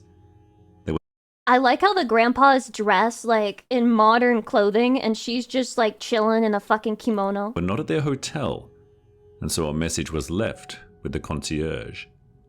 Kana, now scared and confused, asked what was going on and why everyone seemed to be in such a panic. Why is everyone in such a Her panic? grandfather sat her down and stared deep into Don't her stay. eyes. Listen closely, He's Kana. the he scary started. one. It seems you've been chosen by Hachishakusama, and unless we can What protect does this you, mean? she will abduct you, like she did several other children in this area. Why didn't she do it like decades at ago? the moment? Why didn't she stand 10 toes Kana on was now in business? tears What she had just been told terrified her. No Yet she shit! couldn't help but want to know more. Honey, that scary woman you saw is literally gonna abduct you, and it's all up to us to protect you.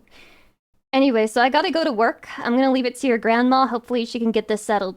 Who is Hachishakusama? She then asked. Her grandfather went on to explain. No one knows her origins, he said.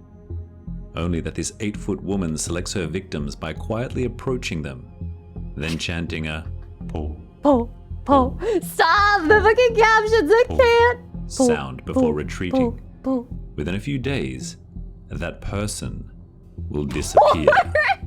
She was supposedly captured by some local monks. Is that what she's doing? Who What a imprisoned her in an bitch! old shrine by placing a Jizo The statue real at horror north, was being south, poor. east, and west points of the ruins. It appeared, however, that somehow Hachishakusama has escaped. No. Kana was then taken into the most secure room in the house. Ain't the no windows way. were boarded up, and small balls of pure salt were placed in each corner of the room. You must not leave this room, not under any circumstances, her She's grandmother gonna leave the strictly room. instructed. She's gonna leave it. Never? Never? Kana's voice trembled. Not until your You parents live here. return to take you home, she You replied. have to shit in the bowl now. Then I'll be safe? Kana asked. Yes, her grandmother sighed as her gaze dropped to the Animation of floor. this is so fucking funny. Then you'll be What? safe. However, you can never... Why does she look like she's crying cum? She looks like she's fucking crying cum, dude. never ever return to Miyazaki. Kana began to cry as her grandmother left the room. Don't leave me, she wailed. Her There's grandma a good explained reason that she could tears not are stay colored within the blue room, even though it's for unrealistic. Kana to be sure to lock the door once it was closed.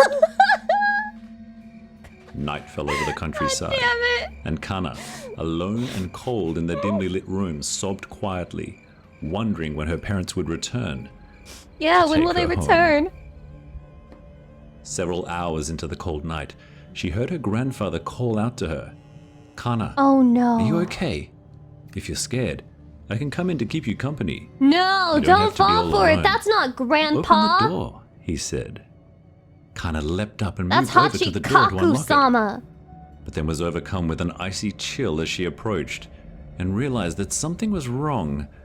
Her grandfather's voice was somehow different. Open up, the grandfather asked again. It's safe now. That looks Kana like a looked bowl at of her rice to side, me, not salt. and she could see the salt in the bowl slowly turning black as she heard the sound. Po, po, Yada. po, po, emanating from the other side of the door. She backed away into the center of the room and cried uncontrollably for the rest of the night. That's a tough break, kid. Damn. Morning eventually arrived, and so did Kana's parents, who quickly took her into their arms and into their car. They exited Miyazaki immediately, sadly, The Miyazaki never movie. to return. Once back in Tokyo, Kana kept in touch with her grandparents, and she felt an eternal sorrow that she would never be able to visit them again, and that they were too elderly to travel. This But sorrow I was bet even further amplified when several years later, her grandfather Hachishakusama passed can away, travel. and she was unable Get rid of the to cum attend his tears! I funeral. can't do it anymore! Then, just last week, Kana's grandmother called to give her some terrible news. She had been diagnosed with cancer. Her grandmother then asked Kana There's no way. There's no way, dude. There's no fucking way. Why am I being haunted? Why am I being haunted? Why am I being haunted, bro? if she would come see her one last time before she died. Kana was confused. It's all following But, me. Grandma, she started. But Grandma! It's not safe. It's fine, her grandmother went on. That all happened a long time ago. You're all grown up now. I'm sure it will be fine. Are you sure? Kana asked. What if I'm the sure, grandma is came the reply. Hachishakusama? Along with the bone-chilling po, I knew it! po, po, I knew it. po, I which knew made it. Kana drop the phone, I knew it. retreat into the corner of the room, and relive the horrific feelings she had felt that night when she was in her grandparents' home, alone. You gotta ship Granny in out the of there. dark. You gotta bring her to Tokyo. You can't be going back there. That's too dangerous. You can't be going. Impossible. But then who was phone? Hachishakusama, dumbass. Of course it was her. What do you think this is? It's not just you. Everyone hates Starbucks now. Oh my god. Okay, I'm gonna relive trauma, guys. In case you didn't hear me say it the first 5,000 times, did you know I used to work at Starbucks? Starbucks is struggling. Their profits Because are down it's by a shit. whopping 50% following 6 straight Base quarters deserved. of losses. And a declining image has left one of America's most Have they considered not raising their prices every 2 weeks? recognizable brands in a bit of a bind. Have they just considered not recently having announced that $8 they'd be closing a lattes? swathe of stores as well as laying off 900 corporate staff members. This is after laying off another 1,100 corporate staff just in February. Customers are reporting high prices, long queues, and substandard product time and time again. And even staples like their pumpkin spice latte has lost its shine and left room for competitors to take Because it tastes like shit. their shot at the king. Always with great has, success in always some will. cases. But it wasn't always like this. I hope Dutch Bros is successful and also that they don't lose what makes them successful, because I had a Dutch Bro coffee for the first time like several weeks ago and that shit was pretty fire. At one point, Starbucks was America's sweetheart. Their come up was a real hero's journey, the story of one man who turned a local coffee roaster into a global sensation. I still have my then green came apron. back and did it all again. But since those days, clearly quite a lot has changed, largely for the worst. And it's left Starbucks in a situation where it's fighting desperately, but doesn't seem to have quite as many customers in its corner as it once did. So sit back and One of the few benefits that Starbucks had when I worked there was that you could get like a free coffee every day, and then they got rid of that. And then another benefit that they had was that you could get one of the coffee things, like the coffee beans, 1 bag of coffee beans a week. And I never really did that. I never really fucking did that. You know, it's really hard to go through a bag of coffee beans in 1 week when you literally work at a coffee shop. But they were like, this is a benefit. This is your benefit. Remember to use your benefit. Fill your home with fucking coffee beans that you're never gonna consume. Do it. You don't want to miss out on your benefit. Aren't the benefits here so good? let's learn why Starbucks fell off. People tend to have quite Price. strong opinions about coffee, especially about other people's coffee choices. Did you ever take any? Yes, several. And I would give it away to my roommates because I didn't Some drink people coffee look like at that. you like you just admitted to drinking horse urine if you tell them that you like Starbucks, but others might need their double shot vanilla hazelnut methamphetamine venti frappuccino literally I love every meth. morning. But no matter which side of the aisle It's in you my end up landing DNA. on, I it's can't pretty reject impossible it. to deny the impact that Starbucks has had on all of our lives. It began in Oh my 1971 god, she has when nipples. three Oh partners, my Jerry, god. Gordon, and Zev, opened a little store in Seattle's wanna Pike see her Place nipples. Market. Does she always They had have no intention of nipples? actually making coffee. Instead, they sold like roasted coffee beans, teas, and spices. And they did fine. Her really. fucking They legs became are a staple spread of the local too. community, a place where you could go get your You're so beans, sexual. come home, and then brew them for the family. But things changed in 1982 with the arrival of one man, and a name that you might want to remember, Howard Schultz. In 1982, Howard Schultz joined as head of marketing. So that's And where on you one of his very worked? first Oh my god. It was written in the prophecy. It was written in the prophecy.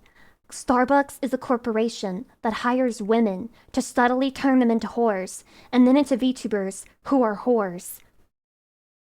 Fuck, I fell for it. business trips, he visited Milan, Italy, and experienced something that would completely change his business back home: Italian coffee bars.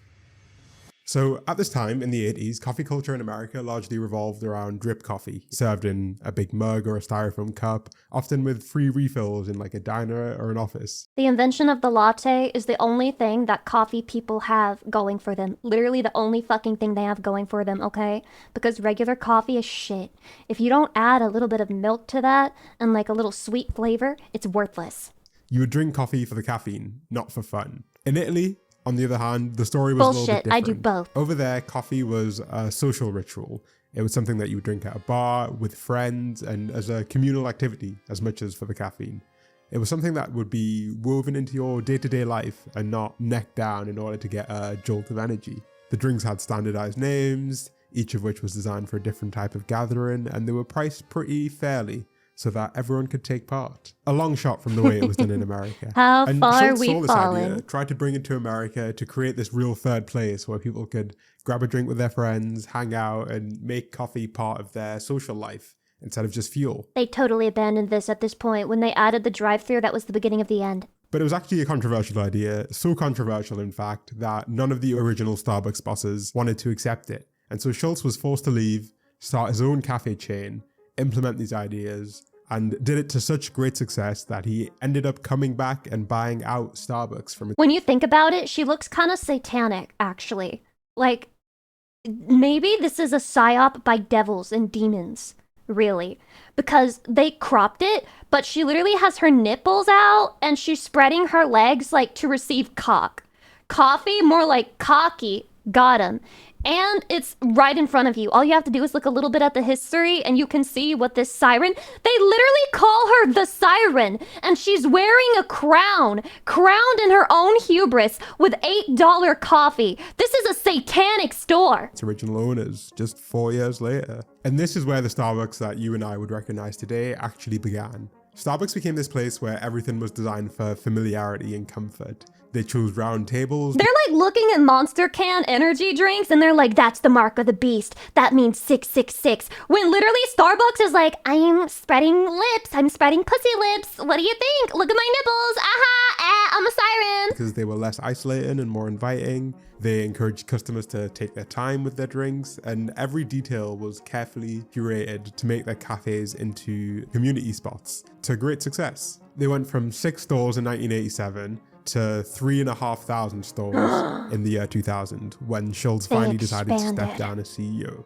And when the 2008 recession finally hit and Starbucks was struggling once again, Howard Schultz came out of retirement like Pele or something. Oh my God, he's the only good CEO. Of being this third place where anyone can hang out and have an affordable, social, communal drink with a friend. He shut down all of the Starbucks in America for a day to retrain the baristas on how to improve their espresso quality. They brought in new machines, and the company experimented with new menu items and leaned heavily into becoming an ethical community spot. And it seemed like it worked. A couple of years post-recession, they were profitable. That's a huge Starbucks. Oh my God.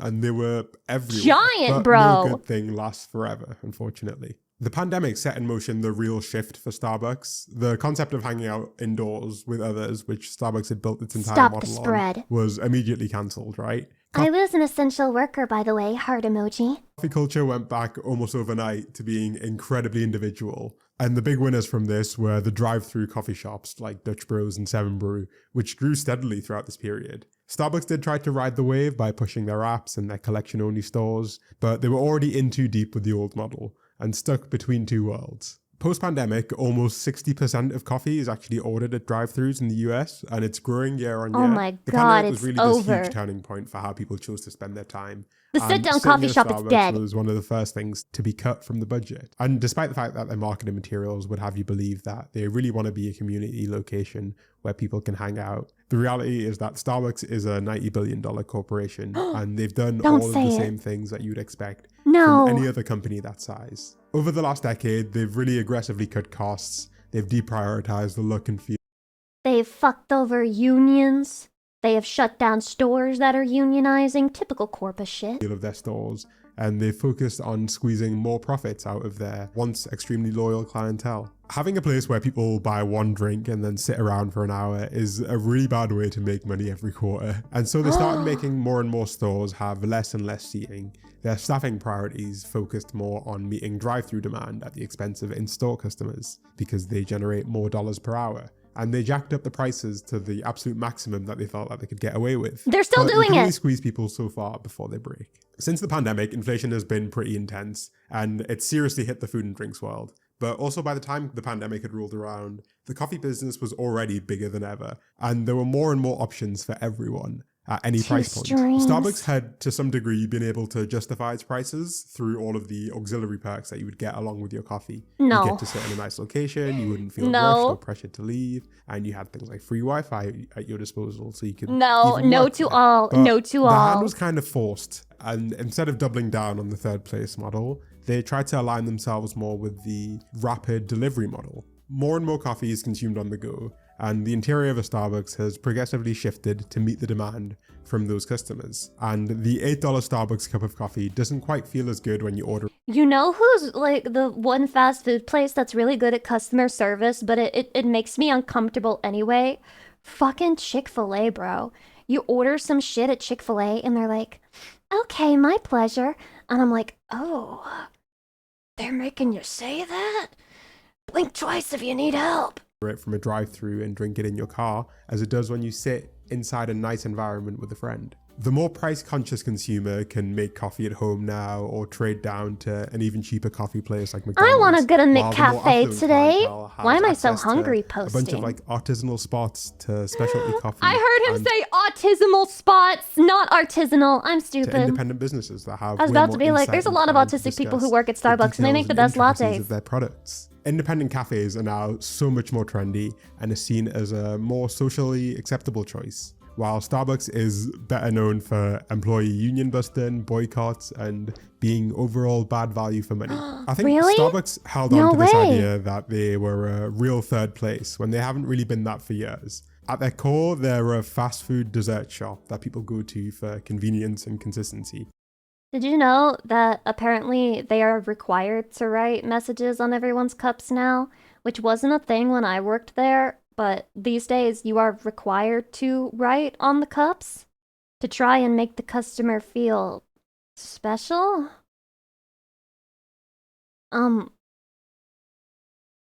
That explains why every time I've gone there in like the past 6 months that there's something on my cup and I'm just like, oh, they must have a lot of free time. No, that's forced on them now. It's more like McDonald's than it is a local community. It seems incredibly diner. insincere and But exhausting for the McDonald's employees. at That's least what has I the Big think. Mac. For Starbucks, far too much of their menu was replaceable, and their niche, unique offerings clearly haven't been enough to Lucy, what would you write on our cups? Get working on that tribute for me and send pictures to my email, heart emoji. keep people hooked, especially not the prices that they're trying to sell them at. And their CEO has recognized this today. They've vowed to minimize price hikes going forward and focus their new strategy on bringing back the cozy interiors. But I think it might be too little too late, because while Starbucks has been doing layoff after layoff, closing stores and forcing Jesus, AI it into the stores sucks that to be are a still Starbucks around, worker right the now. competition has been innovating, listening to customers, and actually just like giving people what they're screaming out for. And this might not actually be that obvious if you live in the US, where you can still find Starbucks that are 200 meters away from each other. There's so but it's many, a lot more bro. obvious in other parts of the world, especially in China, where the story of Starbucks looks a lot more dire. When you think of coffee culture, China might not be the first country that jumps to mind, but maybe it should. China has taken some 800 million people out of poverty. They have since the rejected 80s, Starbucks. and in the It process, is not they've long created for this the whole new company. consumer class. This group of people who are looking for nice little treats to spend their money on. And Starbucks has been for a while desperate to fill that role. They opened their first Chinese branch in 1999 and used their first mover advantage. Wait, why does to it look so completely take cool? over. At their peak, they had over 40% I wanna of work the coffee there. market, but since then they've had a serious fall off. In less than a decade, they've gone from holding over 40% of the Chinese coffee market It's to over. under 15%. It's fucking Starbucks over. had been gambling on this idea that as China became wealthier, consumers there would behave increasingly The funny thing is, though, that it's still profitable, and if you said that you owned 15% of a fucking country's entire certain industry, I would think that's really impressive, but with the way this works, if number is not going up, then everything's bad and it's awful and you should file for bankruptcy. like Americans. Basically, they'd drink Starbucks and eat McDonald's. And in a way, the Chinese did begin to behave more like the Americans, just not in the way that Starbucks expected. Because while China has this large new middle class, that group has been subject to many of the same pressures that you see in the rest of the world. Chinese disposable income levels have been pretty stagnant, and they've also grown. Why aren't Chinese consumers spending enough money? Man, living in the world is crazy. You get shamed for spending your money. You get shamed for not spending your money. You can't please anyone. Tired of the increasing inflation that a place like Starbucks has been imposing onto its customers. But They make fun of you for going into debt, but then they're like, but why? Why are sales down? Why is the economy not as stimulated? Because they don't have fucking money! also, don't know if you've noticed, China has been on a bit of an industrial Hydration. tear lately. The technology is getting pretty wild over there, and the coffee industry has been no exception. The main competitor in China, Luckin, has capitalized on the dissatisfaction Luckin Coffee. by offering cheap, really customizable drinks. They focus on mobile-only orders and emphasize speed. Okay, and this place looks soulless as fuck. I'm not gonna lie. Really customizable This looks drinks. fucking They focus on soulless as hell. This looks like depression in a cup. mobile-only orders and emphasize speed and convenience at like half of the price of a Starbucks. They often have literally zero seating inside of the stores. And it's worked really well for them. It's okay, worked so well China's even even more soulless than America. Wow. Head start, Luckin now I'm has gonna more get stores clipped. in They're gonna China. be like, Lucy said something bad about China. Look, I will say as many bad things as I want about this fucking coffee shop. I will. It sucks. And emphasize I speed wouldn't and want to go convenience to at it. like half of the price of a Starbucks. They often have literally zero seating Negative inside of the 100 social stores. credit. I'm And it's sorry, worked I'm really well sorry, for them. I'm sorry. It's worked so well that even though Starbucks had a 20-year head start, Luckin now has more stores in China than Starbucks does. And whereas Starbucks is closing stores in the US, Luckin is It's actually... crazy, dude. The number is literally going up steadily. But we're gonna say that Starbucks is a failure in China because it's not like this one right here.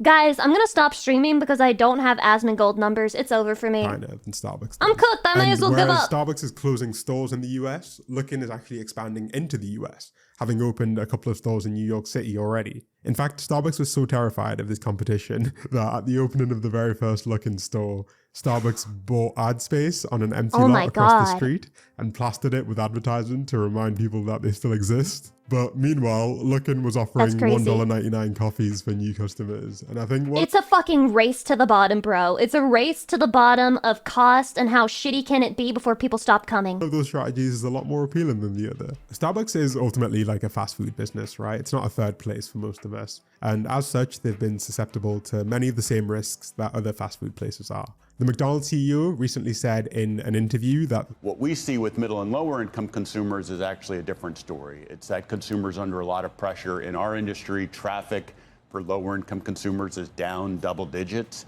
And it's because people are either choosing to skip a meal or they're choosing to just eat at home. Whereas in the past, if you want to have savings, stop buying avocado toast and Starbucks lattes, stupid millennial. Why are the Starbucks numbers down? We have to shut down 900 Starbucks stores because people aren't buying enough lattes. consumers would usually trade down from sit-in restaurants to more affordable options when the economy got rough. They're not doing that anymore. Prices are so high, even at historically more affordable locations, Samuel's that trading highly down thankful to to have your McDonald's is Annie. not really a What? feasible option anymore. Lucy And P. a similar America story is 07. playing out with Starbucks. They're not really fancy enough to attract the clientele that would go to an independent coffee shop, but they're not affordable enough to satisfy the people who are looking for a quick way to drink some caffeine. And all of this has been compounded by the fact that I society suppose has it's true. fundamentally changed quite. The number one thing Starbucks has over any other coffee shop, like Dutch Bros, for example, is just the sheer amount of stores and ease of access. And they're gonna lose that with the more stores that they shut down. A lot in the last 5 years. The idea of sitting down for an hour to sip a coffee with friends, like Howard Schultz once dreamed, is basically gone. Individualism has really won, and people. I've never heard of Dutch Bros. Is it good? I only tried one of their coffees, but yes, it was good. It was nice. Consumption choices are reflecting that. And so the fact that the CEO. Dunkin' Donuts cackling in the corner. Dunkin' Donuts is the most disgusting piece of shit coffee I have ever had the displeasure of not only tasting but also making. Okay? It's really fucking bad, and it's inconsistent, and the people who order there are genuinely 1 foot in the fucking grave, 1 toe in diabetes. Have you seen the fucking shit people order from there? You think Starbucks drinks are bad? Just wait until you find the 24 sugar, 8 mocha pump, little sprinkle of fucking coffee ass bitch, 12 creams kind of order, and then you will realize that America runs on Dunkin', runs into the fucking grave. Is trying to focus on bringing back the cozy new interiors and making Starbucks feel homey. I think it might be too little too late. It's so they seem bad. to be convinced that they'll be able to go Worst back place I ever to their worked. former glory just by Easily, using AI easily. and doing some renovations. But I'm not sure how much people actually even want that today, least of all from No their one. local Starbucks. And amongst all of this climate, there are so many more headwinds for them. Coffee inflation is 10 times the average inflation for food, thanks to tariffs and really bad harvests. Jesus. And customers have more high quality alternatives than ever before. But I guess we'll see. For now, I'm going to stick to my little... Customers are satisfied as long as they get to have a nice little drink and it gives them caffeine to feel like life is worth living regardless of whether it is or not.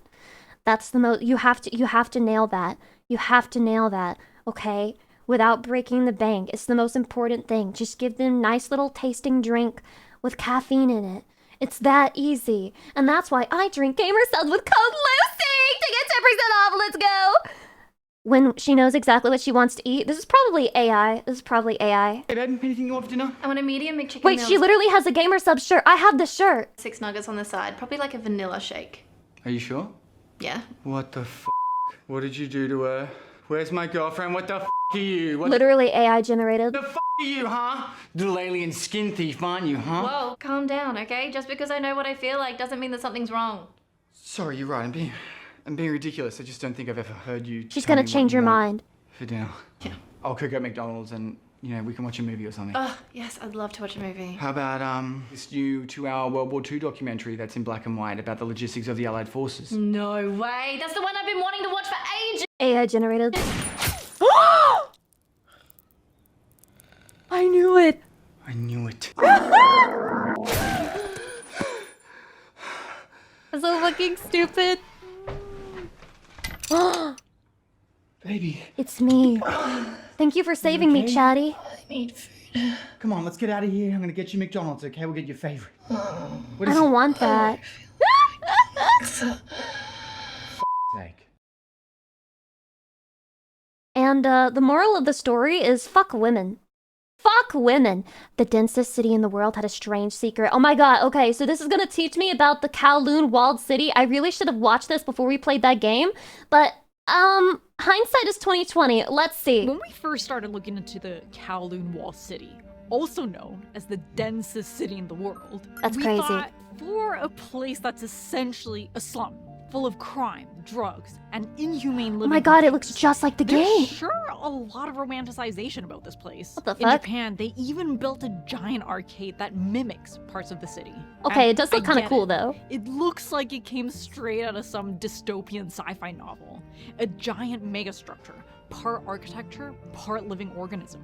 It's like a real-life manifestation of Hive City, and it's actually something architects have been dreaming about for years. One continuous structure where you can access all the necessities of daily life that evolves Really? and grows with time. But there's also stories after stories from people who's lived there or visited there. You're telling me that claim people to have lived? Fond memories of this place, describing it as an energetic, industrious patchwork of chaos with a strange, compelling beauty. Beauty. Beauty. How could this possibly be beautiful? So, Beauty is in the eye of the beholder. Kowloon Wall City, could it be more than just chaos?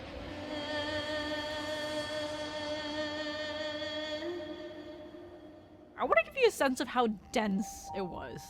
Here's the density of LA, Damn. New York, Hong Kong, and Kowloon Wall Oh City. my And it god! almost tripled in population in just a few decades. That's crazy. So how did this happen? Kowloon Wall City was a city within the Hong Kong territory that was technically a part of China.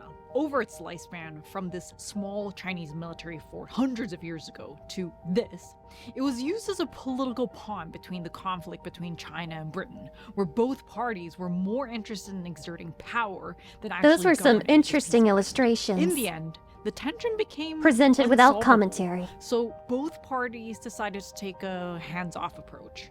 So it was left alone. And without any government control or police presence, it just grew and grew.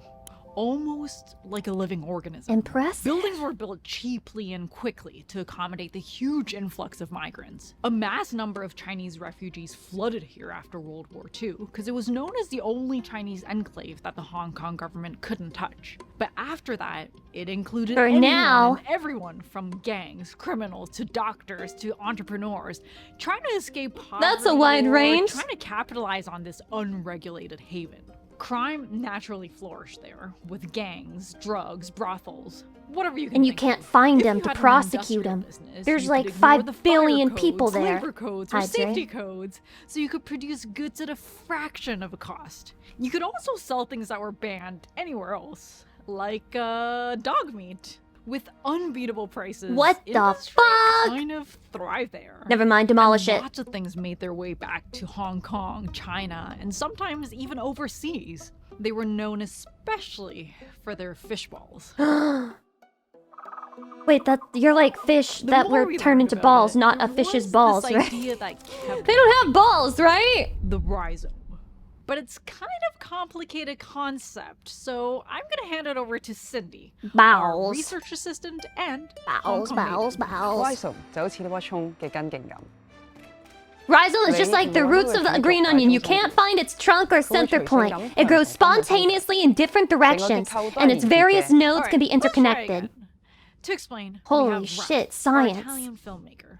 Actually, it's like this plate of pasta right here. Since they are so entangled together, you can't really see the beginning or the end. It's like a decentralized network. Deleuze and Guattari use their rhizome as a metaphor for a new model of thinking that could affect society, philosophy, and culture. This could help us make connections in unexpected ways. What the heck? Is that cilantro? Science, it's good. Actually, pretty good. This is the beauty of the rhizome. First rule of the Dude, I feel so rhizome is that science it's pilled right now. multiple multiplicities without Multiple multiplicities! Let me explain. So, in a traditional city, you have your city grid, and they get populated with buildings with functions that are determined by your planning department. You have your circulation at the base, and that's how you get from here to here. But in Kowloon, We're talking about buildings, would get right? built, leaving these small gaps for air and light, but very quickly they get filled with stairways, which sometimes connected 2 or 3 or 4 buildings. The city had around 350 buildings, but eventually they all merge into one Oh my giant god. megastructure. The rooftops would connect, forming one giant rooftop, and even the This is residential really units were cool connected to and each kind other. of scary. And since not all of the units had electricity, it allowed them to share things like power out of a single source. It especially allowed businesses to expand strategically and organically. Let's look over here. This is a strip club, but the real money was in gambling. So they connected these two buildings to lure people in with the strip club and eventually bring them down here. Oh my god, So to rip you new off buildings twice. could attach and be integrated to existing Blow your load and then blow your wallet's and with load. every new building, new circulation paths are formed, which evolve and expand with the growth of the city. And at the intersection of these stairs or alleys, nodes would organically emerge. Here, we see a small convenience store that serves the people living in the upper story so they don't have to travel all the way down. Imagine what The happens if city there's a also fire. only had a few Mass roads that had some destruction and semblance death. of order. Over here and here, we had the commercial areas. Because of their direct connection to the outside, it was full of shops and clinics and factories that naturally gathered on the ground My level. Chinese god, well, doctors it's very and dentists who walkable couldn't though. afford The to most get walkable relicensed in city Hong Kong ever. set up shop here. You would lose so And they much offered weight their going up all those services stairs. for bargain prices, which attracted customers from even outside of the city. Residential units sat on the levels above, and this created some of the most attractive units in the city. Kinda thanks to crazy. daylight. This street is called Kwangming Street, directly translating into I want to light read a and book bright, where people 'cause live here. Apparently, it was always lit up at night because drug addicts would come here and get high. Many such cases. Both these areas had lots of factories. You could get vehicle access here and water access here, so food factories naturally gathered in this area.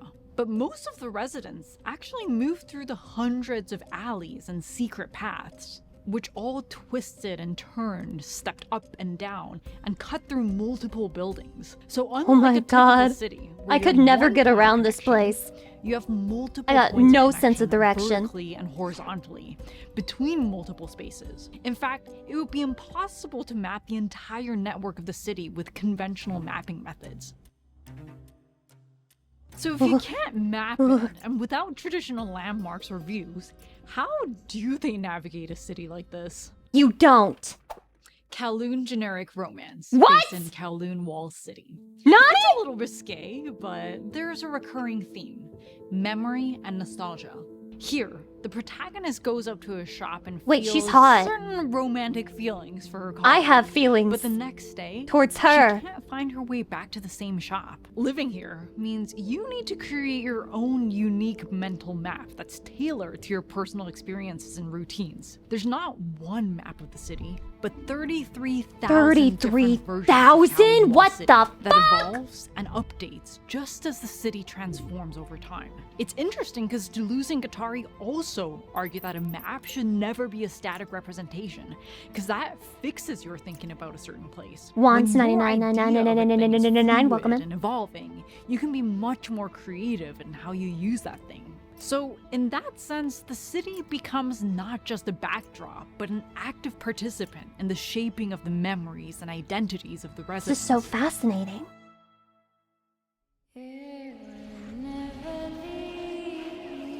Existential dread music? Why are you? No, stop, turn it off. Unlike a rhizome, Kowloon Wall City had a boundary. A very abrupt boundary. So, Kowloon Wall City started as a military fort, with an actual wall. That's so different! Oh my god, look at that! They built this fort after Britain The humble occupied beginnings. Hong Kong as a way to create a visible Chinese military presence near the new British colony. But during World War II, Japan had taken over swaths of China, including Hong Kong, and when they needed building materials to expand the nearby airport, they just took the walls of Kowloon Wall City. That's When Chinese crazy. refugees flooded to Hong Kong after the war, they instinctively gravitated towards the walled city. And even without a physical wall, these new buildings were Yeah, built yoink. almost the exact same footprint of the original wall, forcing it to expand upwards and inwards. It's probably one of the conditions that forced it to become such an interconnected city, but also what made it deteriorate so quickly over time.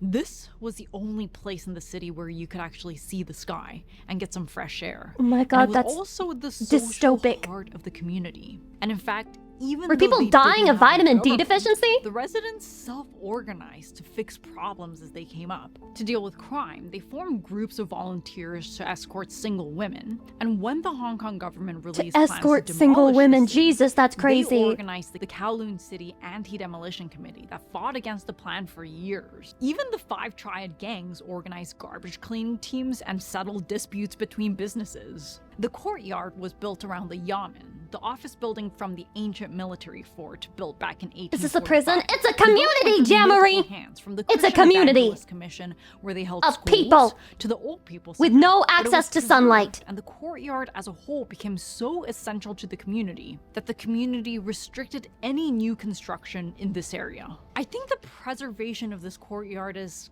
kind of fascinating.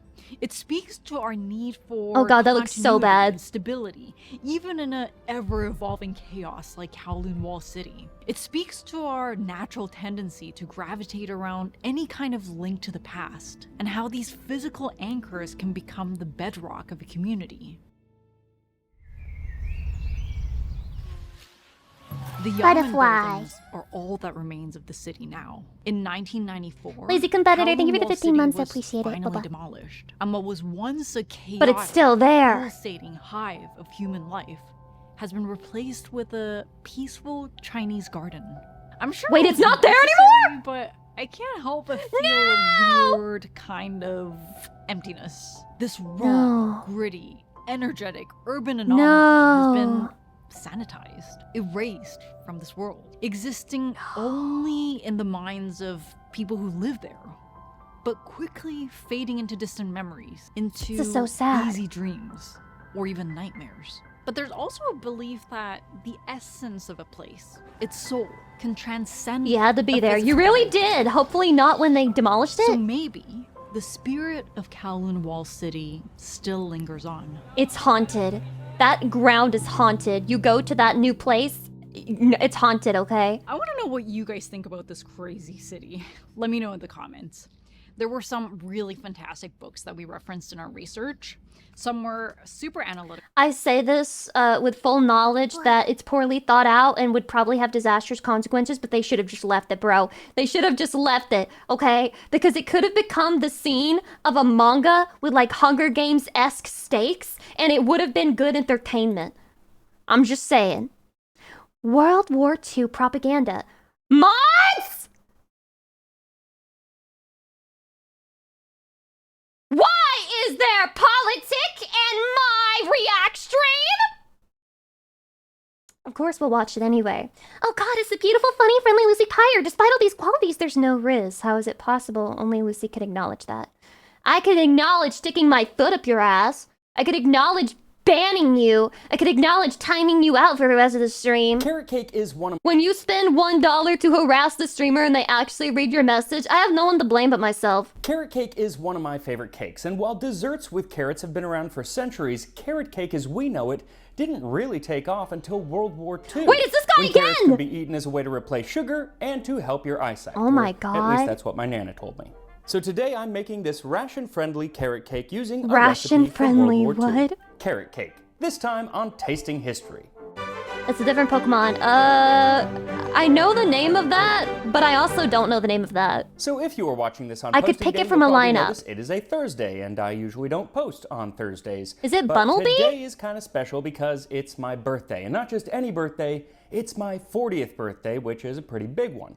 And so for my big 40th birthday, I asked for a carrot cake, a modern carrot cake, a delicious multi-tiered carrot cake with cream cheese frosting. But that's not what we're making today. Today, Yes, I I'm like making carrot a not cake. so I'm not modern carrot insane. cake, a carrot cake from before the time that What should I carrot make for cake and cream Halloween? cheese frosting ever met, a time before the 1960s. So I figured I would go back to when carrot cake became extremely popular. Now, it wasn't invented Carrot during cake? World War II, Slapping but everyone it did across the become face. very popular during World War II because it was ration friendly. You could use the carrots to sweeten the cake in place of sugar, which was being rationed. Depending on where you were Carrots and are what point in sweet? the war you were, the typical sugar ration in England and the US was 8 ounces per week for an adult. But when you're baking a cake, 8 ounces of sugar really is not very much, hence the introduction of the carrots. So I am going to be working from a ration-friendly I never carrot knew. cake recipe from 1943. I thought you had to from add England, sugar which to calls them. for 1 3/8 cup or 170 grams of flour, 1 teaspoon of baking powder,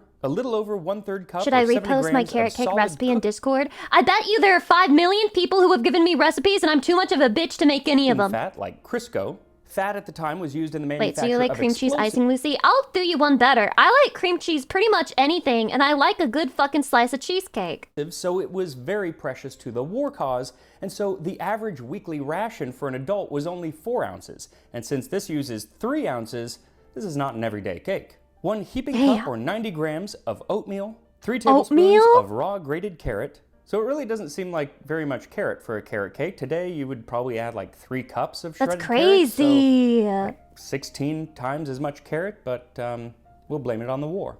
1.5 tablespoons or 20 grams of sugar, 1 dried egg, reconstituted. Now the ration for eggs was 1 egg per week. Oh my 1 fresh God, egg per what person the per fuck? week. So they used Per these week? dried eggs a lot and would just add water. I and could you eat can 3 still get eggs them in a today, breakfast. often, like camping stores. That's where I got mine. Yeah, curious how that's going to work. 2.5 teaspoons of syrup. And this would have been Lyle's golden syrup, not maple syrup, and they taste very, very different. So I'll put a link in the description to where you can get that. And about 3/4 of a cup. Brother, I have 1 egg. Cup of water. You'll know exactly how much water you need to add once you get to that stage. So the recipe says, rub fat into flour, add dry ingredients and carrots, and mix thoroughly. Add the syrup, reconstituted egg, and sufficient water to form a fairly stiff consistency. This is making me realize that for as bad as things are right now, they used to be so much worse. Imagine going to the fucking grocery store and they're like, let me stop you right there, punk, okay? 1 egg per week, every family. Place in a greased tin and bake in a moderate oven for 1 hour. Super simple, which is exactly what you want when you're making your own birthday cake. Though I am curious what it's going to taste like, seeing as there are no spices, which are usually added to carrot cake today. I need It spices. doesn't even mention any salt, but in a lot of old recipes, they don't Who the mention fuck could salt, even though we afford know that they did spices in add World salt, War so II I'm America? going to take the liberty and add a 1/2 teaspoon of salt, and then I'm going to whisk in the baking powder to the flour. Then rub the fat into the flour and add in the You oatmeal steal them. and True? sugar and True? the carrots and whisk everything together. Stealing is then pour based. in that God reconstituted damn it. egg and the syrup and stir everything together. Oh God, Then it's so add fucking some dry. Water, just a little at a Water! time until you have a smooth, Me when I wet, make stiff it batter. wet with Then fucking pour it into a water. tin We're lined with slumming it, bro. parchment We're and set slumming in the it. oven at 350 degrees Fahrenheit or 176 Celsius for 35 to 40 minutes. The recipe says for an hour. Maybe they were baking at a lower temperature, or maybe just the ovens were different. They definitely were. An hour is too much. 35 to 40 minutes. Now, as this is kind of a special episode, my birthday episode, I actually hadn't planned on doing any history because that's the hardest part of making any episode. So I was just going to do, the historical dish, but I couldn't help myself. So here's some background on carrot cake and carrots during World War II. Yippee! World War II propaganda! So the history of carrot cake starts not with carrot cake, but with carrot pudding. there is a 10th century recipe from Baghdad What the for fuck? tabis al-jazar. And it calls for mashed carrots and honey to be fried in a pan with pistachio oil and then spread on a copper platter to cool into somewhat cross between a pudding and a very soft cake. In medieval Europe, the pudding hell? starts That's to take kinda on more of crazy. the flavors that we would associate with carrot cake, like nutmeg, cream, and eggs that were then Nutmeg. mixed with carrots and ground up bread and then baked. Still nowhere near as firm as a cake, When you have sex with Peter Griffin's daughter from Family Guy, call that a nutmeg. but we're getting closer.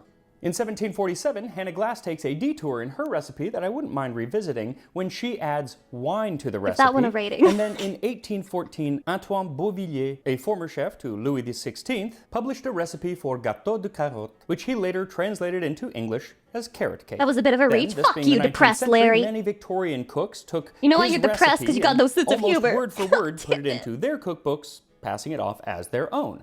It was made with pastry cream, orange blossom water, butter, and eggs, along with a I good can't amount read of that sugar. shit. And while it really sounds delicious, it's still not really a cake. It's more of a pie. It's kind of like the filling of a pumpkin pie. Naruhodo. My Delicious, grandma but not makes able good to stand on pumpkin its pie. own like you would expect from a Sweet potato cake. pie, And actually, even through sorry. the early 20th Correction. century, most of the carrot cakes happens to look very are similar. really carrot pies. It's not until the late 1930s that true carrot cake as we know it today was born. Sweet potato One pie. recipe from New York in 1939 from Prudence Penny's cookbook Prudence? finally adds enough flour to the recipe to let this carrot cake be considered a cake. Though it was the English that gave us the idea that carrot cake is actually a health food.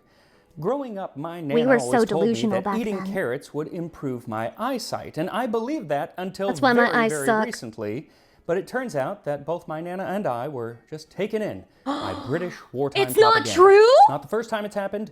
It probably won't be the last. Those See, when fucking Nazi British Germany people, I unleashed their knew Luftwaffe carrots on the sucked. cities of I Britain knew in a they campaign fucking known as the sucked, dude. Blitz, those cities responded by having full blackouts, making it more difficult for the Germans to see their targets. That's a good thing, but it also made it hard for the civilians to see where they were going, especially Why when are the driving, British and so always in the first responsible month for alone, there everything, were man? over 1,100 road Making you deaths. think that That's a carrots bad are thing. good for you. So along with Insane. discouraging The nighttime damage they've driving, done in is December of 1940, it's impossible the to British Ministry overestimate. of Agriculture began a campaign aimed at getting people to eat carrots. Awful. If we included a sufficient quantity of carrots in our diet, we should overcome the fairly prevalent malady of blackout blindness. Now, Just eat carrots, bro, and you will gain the superhuman ability to see in the fucking dark. the ministry actually believed that or not, I don't know. But what they did know was that they were having a major food shortage across the country, but there were a few foods that were in surplus, looks like a dick. one of those being carrots. Also, people could grow carrots in their own gardens,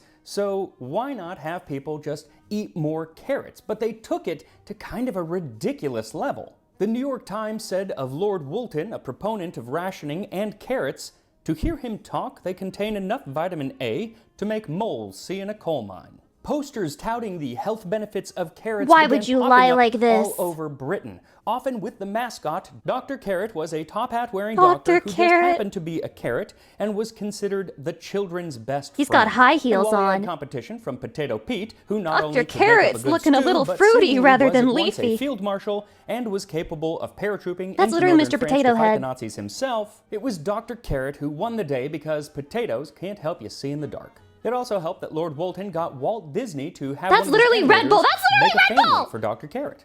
Carroty George. Oh my god, somebody sue Red Bull!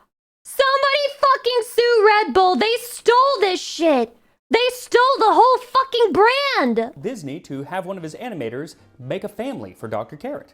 Carroty George, Pop Carrot, and Clara Terrifying. Carrot. There was an added benefit to this eyesight-boosting carrot theory, and that was to hide the top-secret system that allowed Royal Air Force pilots to see approaching German bombers even in the black of night. What? It was called radar, and nobody knew about it, so to keep it secret, they would tell the British press that it was all due to carrots and bilberry tea, both magic eyesight improving foods that they gave to their pilots.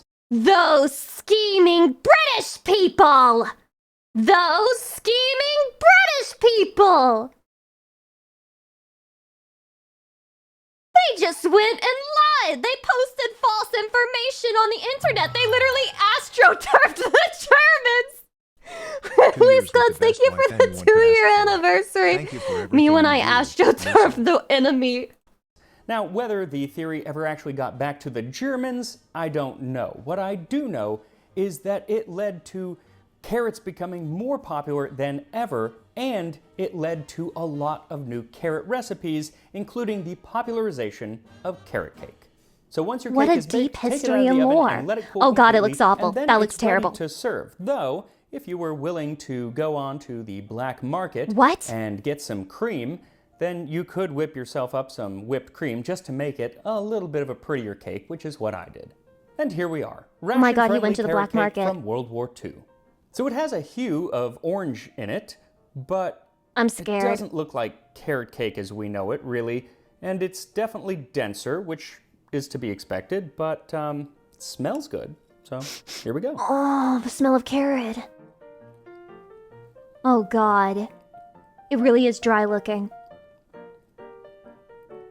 So it's moister than I'd expected. Okay. And it actually tastes good. But you also Doesn't have whipped taste cream like on it. carrots. There's At the barely any very carrots end, in it. Maybe I could see that this cake was once introduced to a carrot, but that's about it. And I don't get why they wouldn't add more carrots. They were plentiful. They would really help the flavor. They would help sweeten it up. Yeah, it's not bad, but They were figuring I'm definitely cooking going out with a back modern then, carrot bro. cake for my It birthday. wasn't a And if you perfected want to art. learn a little bit more about the history of birthday It was the cakes, one of first my carrot very cake. first Give it a videos fucking when I first break. started the channel back in 2020 was on birthday cakes when I made myself, again, a What does a 1920s birthday cake taste like? I don't think we're gonna have time for that, but I am intrigued. Okay, who's trying to activate my Japanese learning autism with this shit? This line is awesome, actually. Okay, context, please. Context, please. Oh yeah! Oh yeah! This is happening! This is People like to happening! make fun of this line. They use it as a goofy example of bad translation. Elijah Phantom, thank you for the 32 months. I appreciate it. And I get it, it is funny. But I think it's actually a pretty Holy good peak animation. localization. Let me explain. The original Japanese line is Great! It Oh. I mean... I guess. Literally, it's like... Sure is like a good mood. I'm sure like in a good mood. I sure am in a certainly good mood. means great. I feel good. Yeah. Great is an English word, so you know what it means, but Japanese Sonic speaking English is one of his characteristic speech patterns. Yeah! Yeah! okay!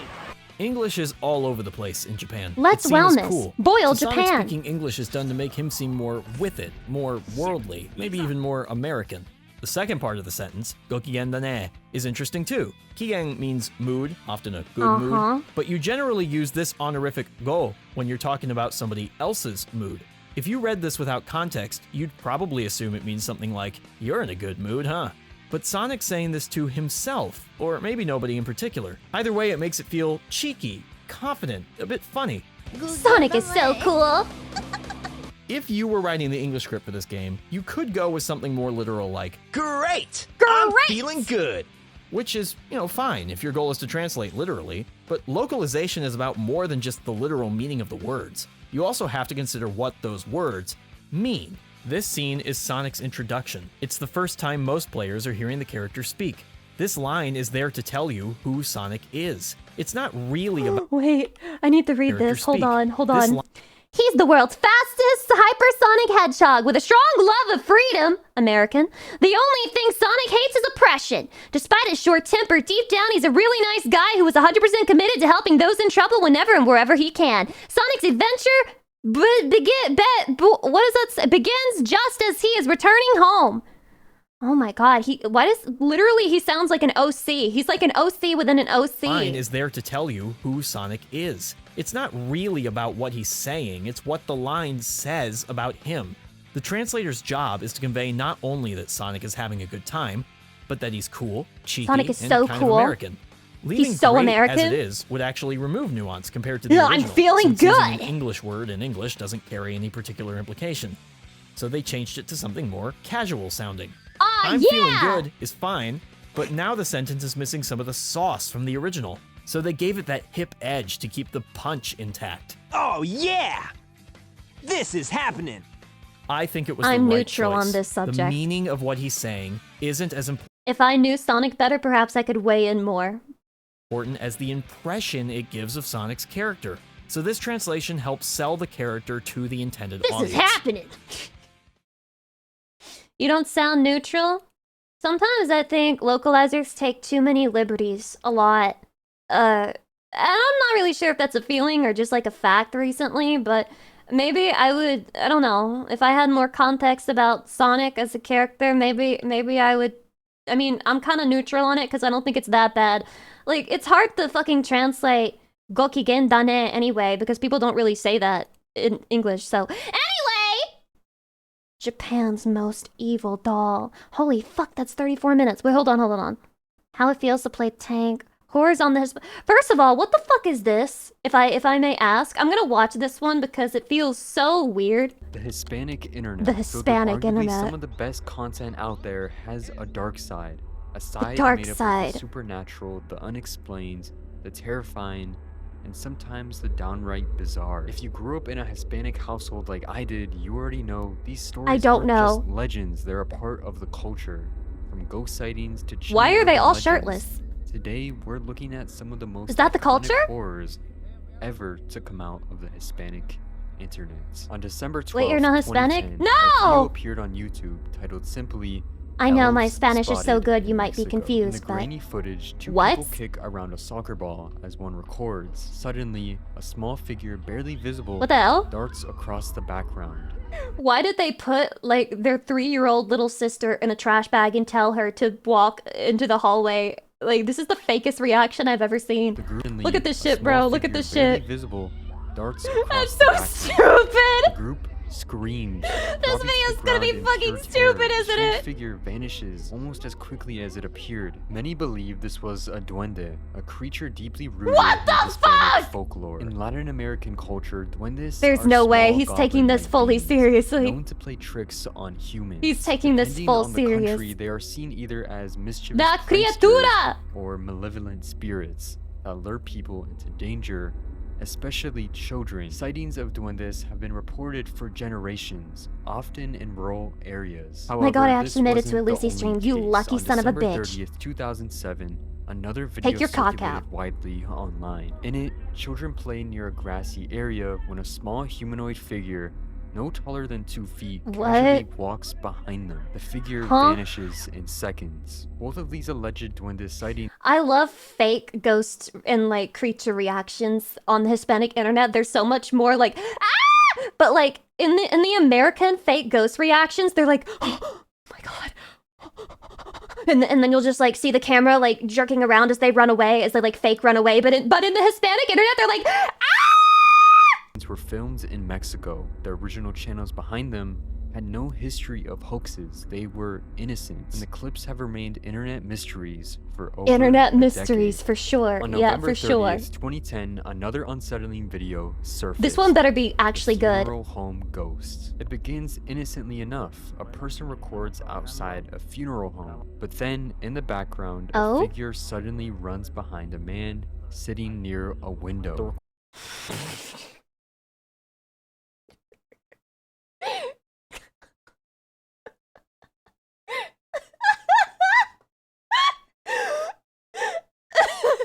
Reporter rushes to investigate, but no one is there. The God figure fucking has damn it. vanished. You cannot catch crackheads, bro. They are way faster than you think, and they are used to this shit. You cannot catch them. Claim it's the ghost of someone who passed away, perhaps I hate still this lingering shit where so their body much. once lay. This is Others everything that's suggest wrong it with could simply be paranormal the person content on the who internet. disappeared behind the wall. With no follow-up from the Ugh. original uploader, the truth remains unknown. The truth till this remains day. unknown. A video from an unknown date shows a terrifying roadside encounter. A woman dressed in white standing in the middle of the road at night. As the driver She wasn't standing, she approaches, was walking she away. begins growling, screaming, and behaving erratically. She climbs onto the Literal hood of the car, crackhead. shrieking into Literal the windshield. crackhead. Theories Crackheads about are this scary, video though. range from Crackheads are possession scary. to drug-induced psychosis to an elaborate prank, but there was no clear explanation. She's having It an out-of-body continues to circulate experience. as one of the most disturbing roadside clips on the internet. Till this day, its origins are unknown. In 2005, Filming a crackhead on the Mexican street. show What? Incognito aired a chilling segment filmed at 1 a.m. in a cemetery. The host, Facundo, monologues about his skepticism of the paranormal, challenging any spirits to manifest. Then something happens. Okay. The camera zooms in on a pale girl standing by a The grave quality is so fucking bad, I would believe that the camera is just generating pixels that don't exist. stone. Her head slowly turns to face the host. As fear overtakes him, he runs. I'm terrified. I'm Footage cutting terrified. off abruptly. Was it a real encounter, a grieving woman, or just a stage stunt for the TV show? To this When you're really sad that you lost grandpa and you're at the fucking graveyard and some asshole is filming and saying, if there are any ghosts here, come out wherever you are. And then you turn to look at the dumbass and then he starts screaming and running away. day, viewers debate whether this was genuine or pure entertainment. Oh, the show, which ran from 1971 to 1992. Wait, I thought this was Hispanic internet. This person is clearly British. Became an icon across the Spanish-speaking world. I'm sure if you're Hispanic, you've watched this. But behind the laughter lies a darker legend. Several cast members and production staff claimed that the set was haunted by a sinister presence, an obsessed fan. Why would they or say this? something far worse. Dedicated fans combed through old episodes, finding unsettling anomalies in the background.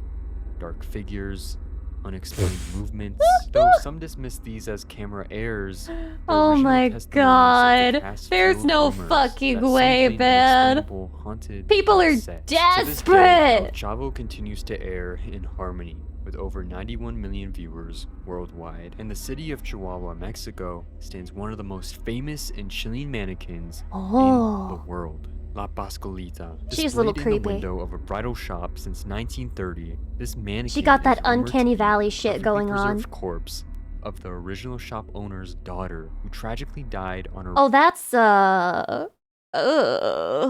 wedding day from a black widow spider bites. Locals have long pointed out the mannequin's unnervingly lifelike hands, complete with visible veins. The shop Once again, has humans always are the denied creepiest thing in the rumors, but world. The mannequin is only dressed by select employees behind closed curtains. That's Some weird. have reported the figure's eyes following them. Others claim to have seen her shift positions or even dance at night. Experts argue it's impossible for a body to remain preserved in such a way.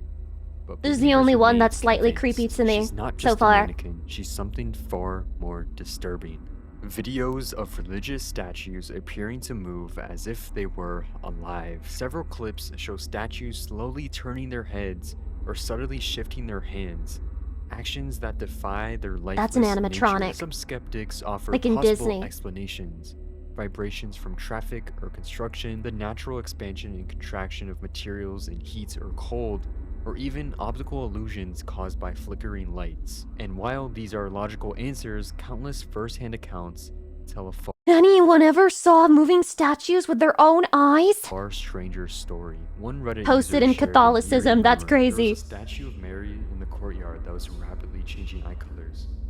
I literally stood in front of it for more than a minute. And She looked was anime directly girl into its eyes transforming. as it changed. There was also a statue of Jesus at the very top of the church, which over a long span of time, you can clearly see that Jesus moved his hands from a praying position to sticking one hand out of the fence that it was behind. Isn't it sacrilegious to believe that this is happening to statues depicting something you pray to?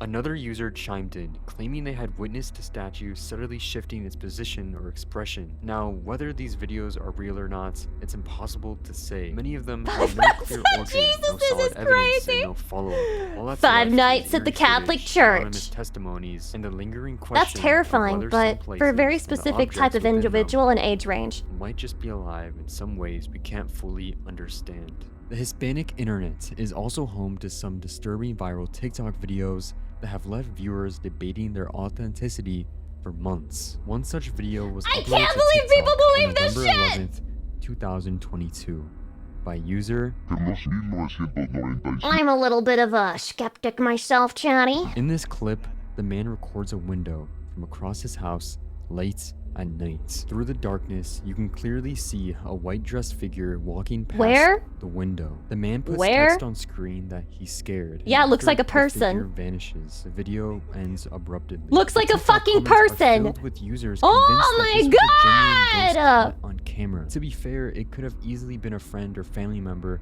playing a prank or just going in the guy's video. Oh my What god. makes this case interesting is that the creator's previous videos That's a were whole all ass human normal, with being. no history of posting paranormal content. Despite the video going Slop. viral, Horror he's slop. never posted follow-ups or addressed the incident again. Something That's that just Bob adds from to the accounting. True? unsettling mystery. He's wearing a Another white video t-shirt. surfaced on September 9th, 2024. Posted by TikTok user.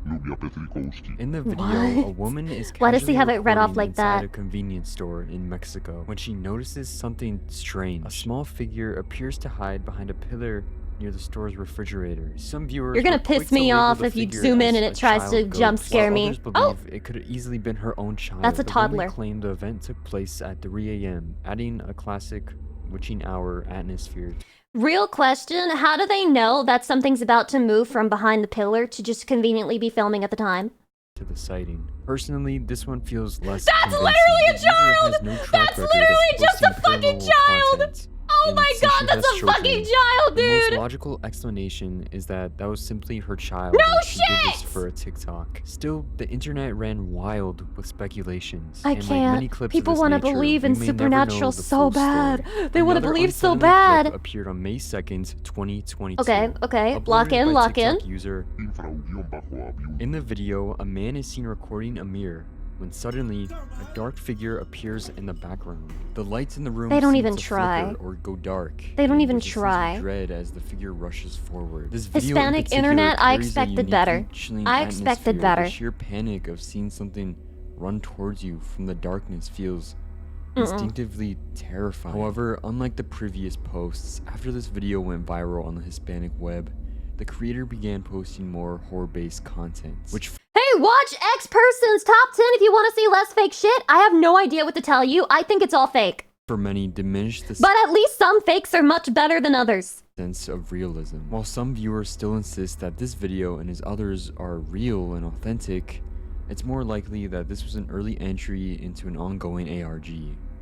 Or at least we Yeah, can this is only funny hope. for me to watch. I I'm won't bore enjoying you this with La thoroughly. Llorona's lore because I'm sure you're familiar, La but many Llorona! across Latin America claim to have heard her cries in rivers, deserted streets, and graveyards. While skeptics suggest that the sound could be from an animal, a prank, or even a distorted audio, believers know this sound. Believers. all Are too you a well. believer, The Chatty? distressed cry Are you a of a woman believer? in the dead of night has been a part okay of to be a Hispanic believer. ghost stories for Don't be centuries. intimidated by This my video only epic adds fuel to Reddit the legend. atheist Even skepticism. in my family, I remember my dad telling me stories about encounters with her on the dark streets of Mexico. I can't help to think that maybe he was telling the truth all along. Oh my god. I'm convinced ghosts are real. Ghosts are real, bro. This shit is crazy. Oh my god, there's so many actually. There's so many. Oh, this is so cute. I saw these. Jimpy made some really cute little animations for the chatty. For the little chatty. Oh, look, it's the shadow. Why does it look like he's like wagging his dick? Like, that's definitely the dick tentacle, right? Am I crazy? He's got his arms wrapped around his dick. That's insanity. Pure insanity. And this one is, wow! Whoa!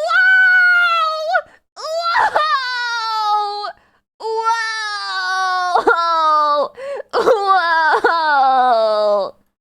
So cute. Oh my god, let's watch this one, Chatty. Let's watch this one. I love it when people tell me about my personality based on things that I can't control. O positive. O O positive. is the single most common blood type in the world, O positive. carried by roughly 4 out of every 10 people. What makes it remarkable is its reach. A unit of O positive blood can be transfused into any patient who is Rh Very true, positive, it's universal. whether they are A, B, AB, or You don't know your blood type? You should really figure that out. O themselves. This gives it enormous medical importance, since in emergencies, doctors can use it to stabilize the majority of patients. Its abundance also means No, I'm that fine, blood he's banks screwed. depend heavily on O-positive donors to keep hospitals supplied. From Damn, an I don't have O evolutionary positive. perspective, the O-type has shaped human survival in several ways. The absence of A and B antigens reduces the ability of Plasmodium falciparum, the parasite responsible for the deadliest form of malaria, to cause red blood cells to clump together, lowering the risk of severe malaria in O carriers. Wait, that's crazy. I didn't know Anthropologists that. also suggest that type O may have been advantageous for hunter-gatherer populations, since their immune profile and digestive adaptation favored high-protein diets and exposure to wild pathogens, long before agriculture reshaped human health. On the other hand, the exposed H antigen on O... Skizzo here. Don't give your blood away unless it's a homie. Fuck everyone else. Bro, every single thing that you've been posting today, has been insane. You just keep recommending me to watch other people's shit, and then you sit here and say, don't give blood away unless it's a homie. Fuck everyone else. The world is your homie, dude. The world is your homie. The people around you are your homies, okay? A man you don't know is your homie tomorrow. Greet the world with open arms. Blood cells can be a point of entry for certain pathogens, which is why O individuals are more vulnerable to severe cases of cholera and norovirus. Oh, yikes. Another trait is O that O positive blood L. types usually have lower baseline levels of clotting factors, such as von Willebrand factor, Von which protects Willebrand. against life-threatening clots, but can increase the Lucy risk of sounding bleeding. like Jesus out here. And what's so wrong with that? I thought people liked Jesus. I thought they thought he was a swell guy. In some situations. A positive. A A positive is positive. the second most common blood type worldwide, found in about 3 out of every 10 people. Some of y'all, Its some of y'all defining for sure. feature is the presence of A antigens and the RHD factor on the surface of red blood cells, which means A What does that positive do? individuals can safely receive blood from both A and O positive donors. Interesting. Medically, this provides a broad pool of compatible transfusions, making it one of the easiest blood types to manage in hospitals. Its high prevalence also ensures that blood banks can maintain steady reserves for emergencies. Ugh, this Beyond make its me medical shudder. role, The type picture A of the carries blood packs. evolutionary and immunological traits I'm not a vampire that shape yet. how populations adapted through history. The A antigen has been linked to a stronger immune response against certain bacterial infections, particularly those that spread in dense agricultural communities where hygiene challenges were greater. This may explain why the frequency of type A increased as Do you think this blood type is really good in school?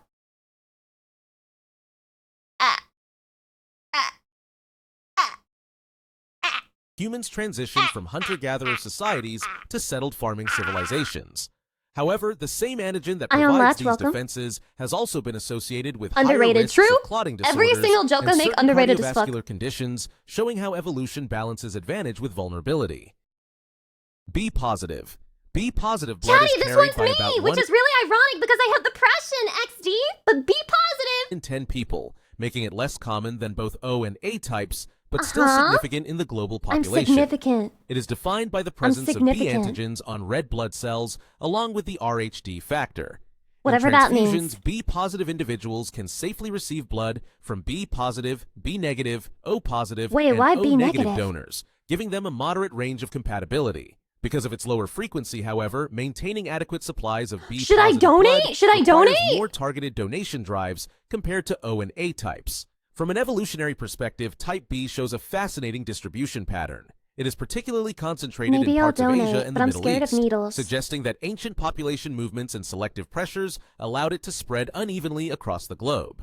Research also links the B antigen with altered susceptibility to certain infections, offering protection against some bacteria while creating vulnerabilities to others. At the same time, the B type has been noted in studies of metabolism, with Did you know that you can burn a lot of calories by donating blood, Chatty?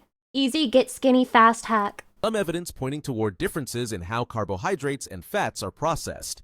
These subtle distinctions reveal how blood types are more than Wait, what? transfusion True, categories. real, They are and it's a evolutionary lot. fingerprints reflecting how humans adapted to different environments my over God. thousands of years. A, B positive. This is the rare one. I think the negative version is more rare, but this one's rare. A, B positive is the rarest of the major positive blood types, Yeah. carried by less than 5% of the global population. This is you? Oh Its my God, go defining trait donate is that red blood today. cells display both A and B antigens, along This guy donates blood, and then he gets in a car crash 2 weeks later, and he saves his own life. with the Because nobody RHD else factor. is donating that shit. Because of this full antigen set, AB positive individuals can receive red cells from any donor, A, B, or O, whether positive or negative. Honka honka, thank This you for the makes 13 them- months. Oh shit, we got a message. Okay, everyone, we Hi, interrupt Lucy. this content to bring Starting you. quit smoking after reading your tweet the other day. Love you as always, Lucy Pete Hart. That makes me so happy. Good luck. Good luck on your journey. Thank you. Oh, that makes me happy. Good luck, man. Good luck. The universal recipient in transfusion medicine, a unique advantage when blood supplies are limited or emergencies demand quick compatibility. Evolutionary studies suggest that AB is the youngest blood type, emerging only a few thousand years ago through the mixing of A and B populations. Its rarity makes it valuable to researchers studying genetic diversity. DEI ass blood type. Since it represents a blending of two distinct antigen systems into one.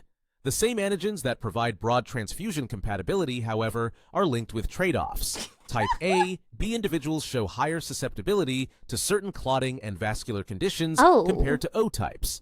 Still, carrying AB positive means belonging to one of the smallest global blood groups. What? Wait, what's the benefit of that? While possessing the widest transfusion safety net. An unusual evolutionary combination of scarcity and advantage. I'm convinced. You sold me. O negative. O negative is one of the most critical blood types in medicine, despite being carried by less than 7% of the global population. That's actually crazy. Its defining feature is the complete absence of A, B, and RHD antigens on the surface of red blood cells. Because of this, O negative can be transfused into anyone regardless of their blood type, making it the universal donor for red cell transfusions. In emergency rooms and disaster situations where there is no time for blood typing, O negative is the first choice, often saving lives when compatibility testing is impossible. If you have O negative, go donate today! The scarcity of O negative highlights how unusual it is for individuals to lack all three major antigens.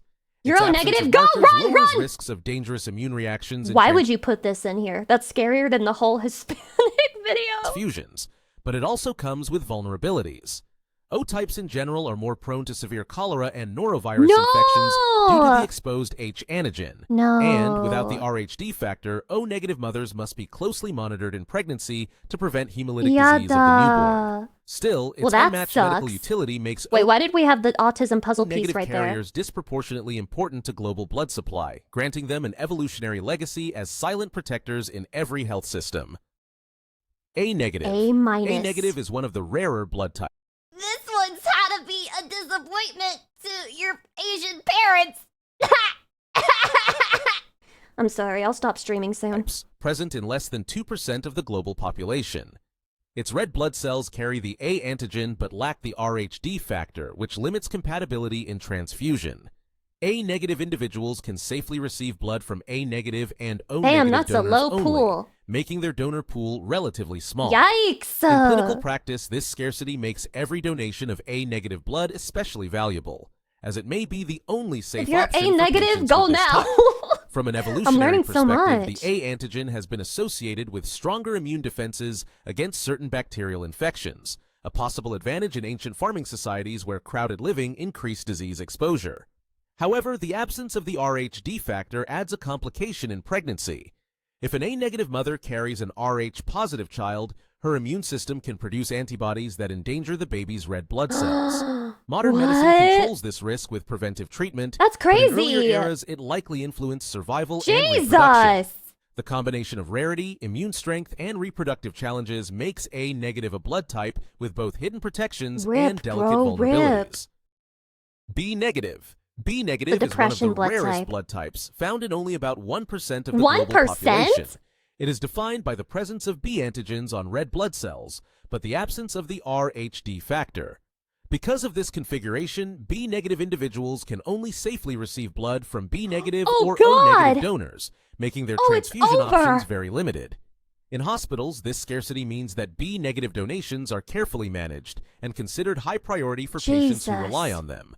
From an evolutionary perspective, some type of y'all are B cooked, likely I'm not spread gonna lie. unevenly across ancient populations, with higher concentrations in parts of Asia and lower concentrations in parts of Africa and Europe. Representation Cap, in 2 Europe hours, and 40 the minutes, that is Americas. rookie numbers. We The can pump absence of those the up. RHD factor further narrows its distribution, contributing to its extreme rarity today. Should I donate as Some B-negative? studies Yes! If you're any of these rare blood types or one of the universal donors, go donate blood?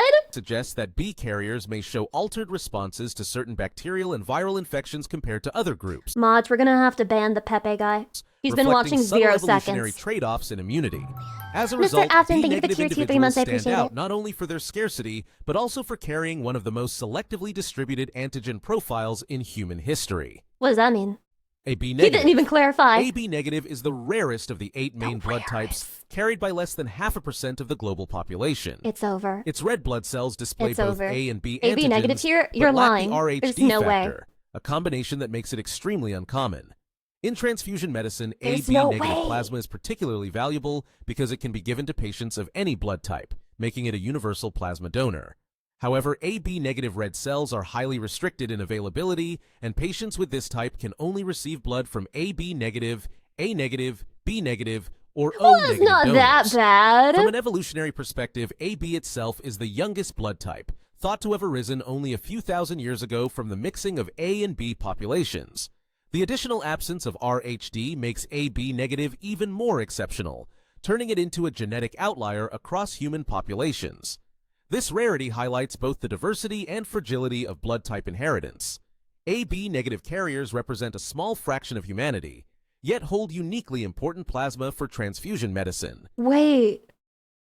So maybe in blood types, diversity really is our strength. In terms of ancestry, possessing AB negative is like carrying the rarest blend of all the major antigenic. Every hidden advantage of your skin color explained. This could either be peak knowledge or extremely racist. This is a very risky click. It's a very fucking risky click.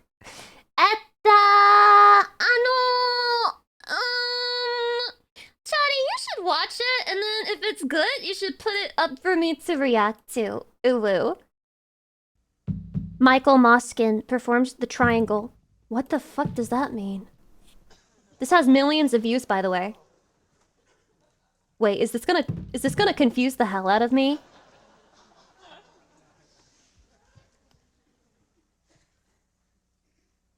Do it. Do it! Bam, ba-da. Wait, is this peak?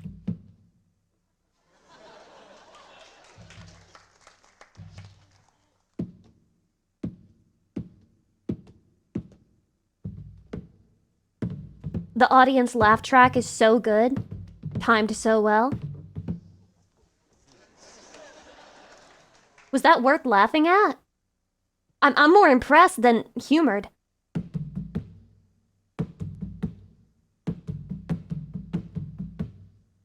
Oh my god, he's making music.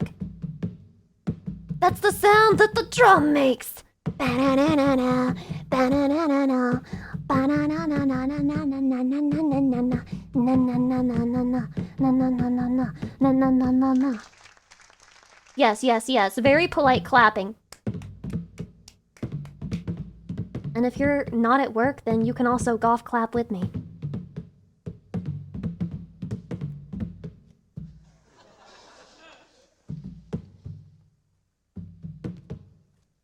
Oh my god, what is he doing with his feet? It's a distraction tactic.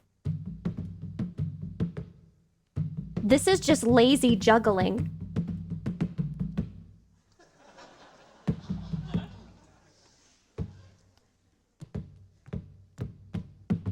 Juggling, but with physics.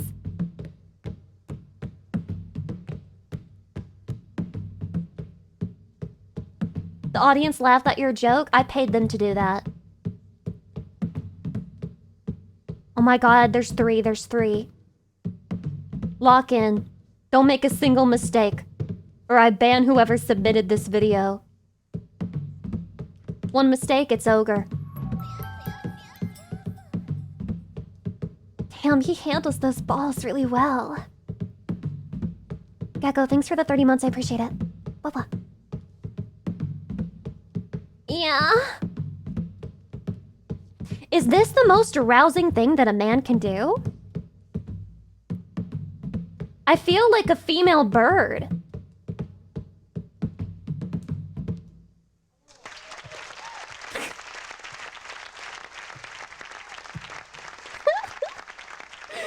This is a mating ritual. Chatty, if one of you actually learned how to do something like this and did it in front of me, I would be sold.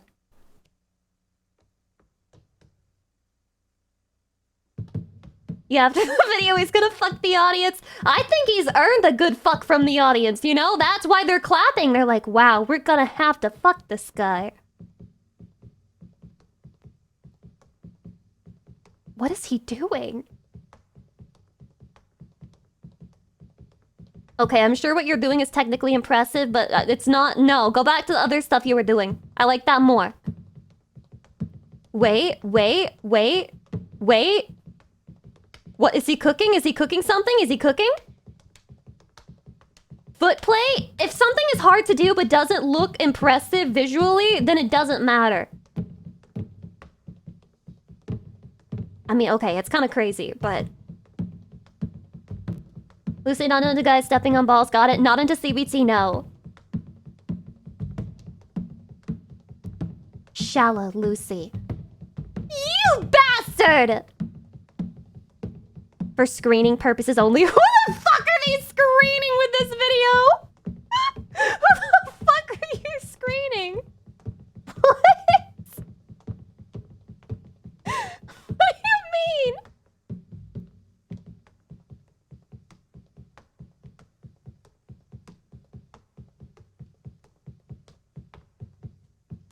Oh my god, bro. Enough with the foot play.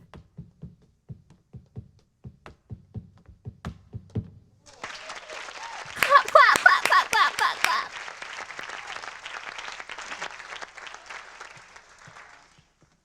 Okay. Oh, we're so back. We're so back. We're so back.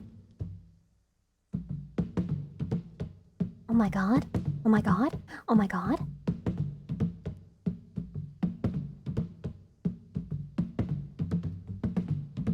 People complain about Skibbity Toilet, but like, what the fuck is this? This is possibly the best argument you've ever made towards your demotion from being a moderator to being promoted to viewer. There is no fucking way you are comparing this to Skibbity Toilet. There is no fucking way.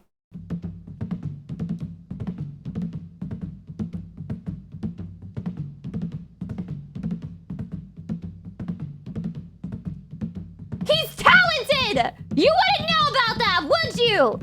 No, because you moderate for Lucy Pie or literal fucking who? Know your place!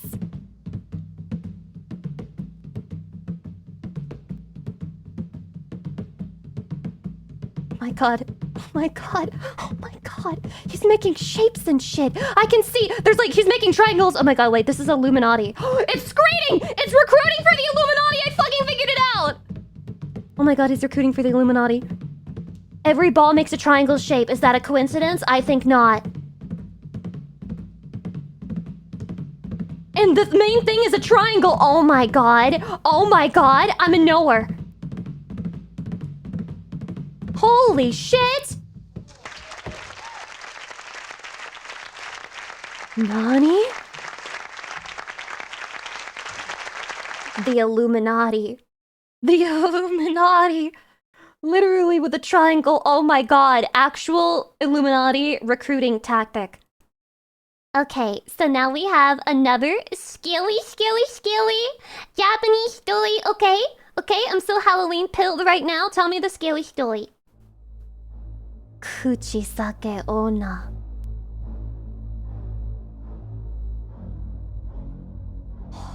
Lock in. This is gonna be spooky. The legend of Kuchisake Onna, or Slit I fucking hate the word kuchi because it just sounds so fucking bad in English. woman, dates back to Japan's Edo period between the 16 to 1800s. It means mouth! According to Which doesn't help a lot, does it? she was a human woman whose face was horrifically mutilated from being slashed through the mouth from ear I hate when that to happens. ear. Really ruins Some my versions day. of the tale claim she was the adulterous wife or concubine of a proud samurai. Wait, she was a whore? Deserved? Question mark? As a punishment for her infidelity, her husband sliced the corners of her mouth from ear to ear. Other versions of the Oh my tale god, this include that animation. her mouth was mutilated during a medical or dental procedure.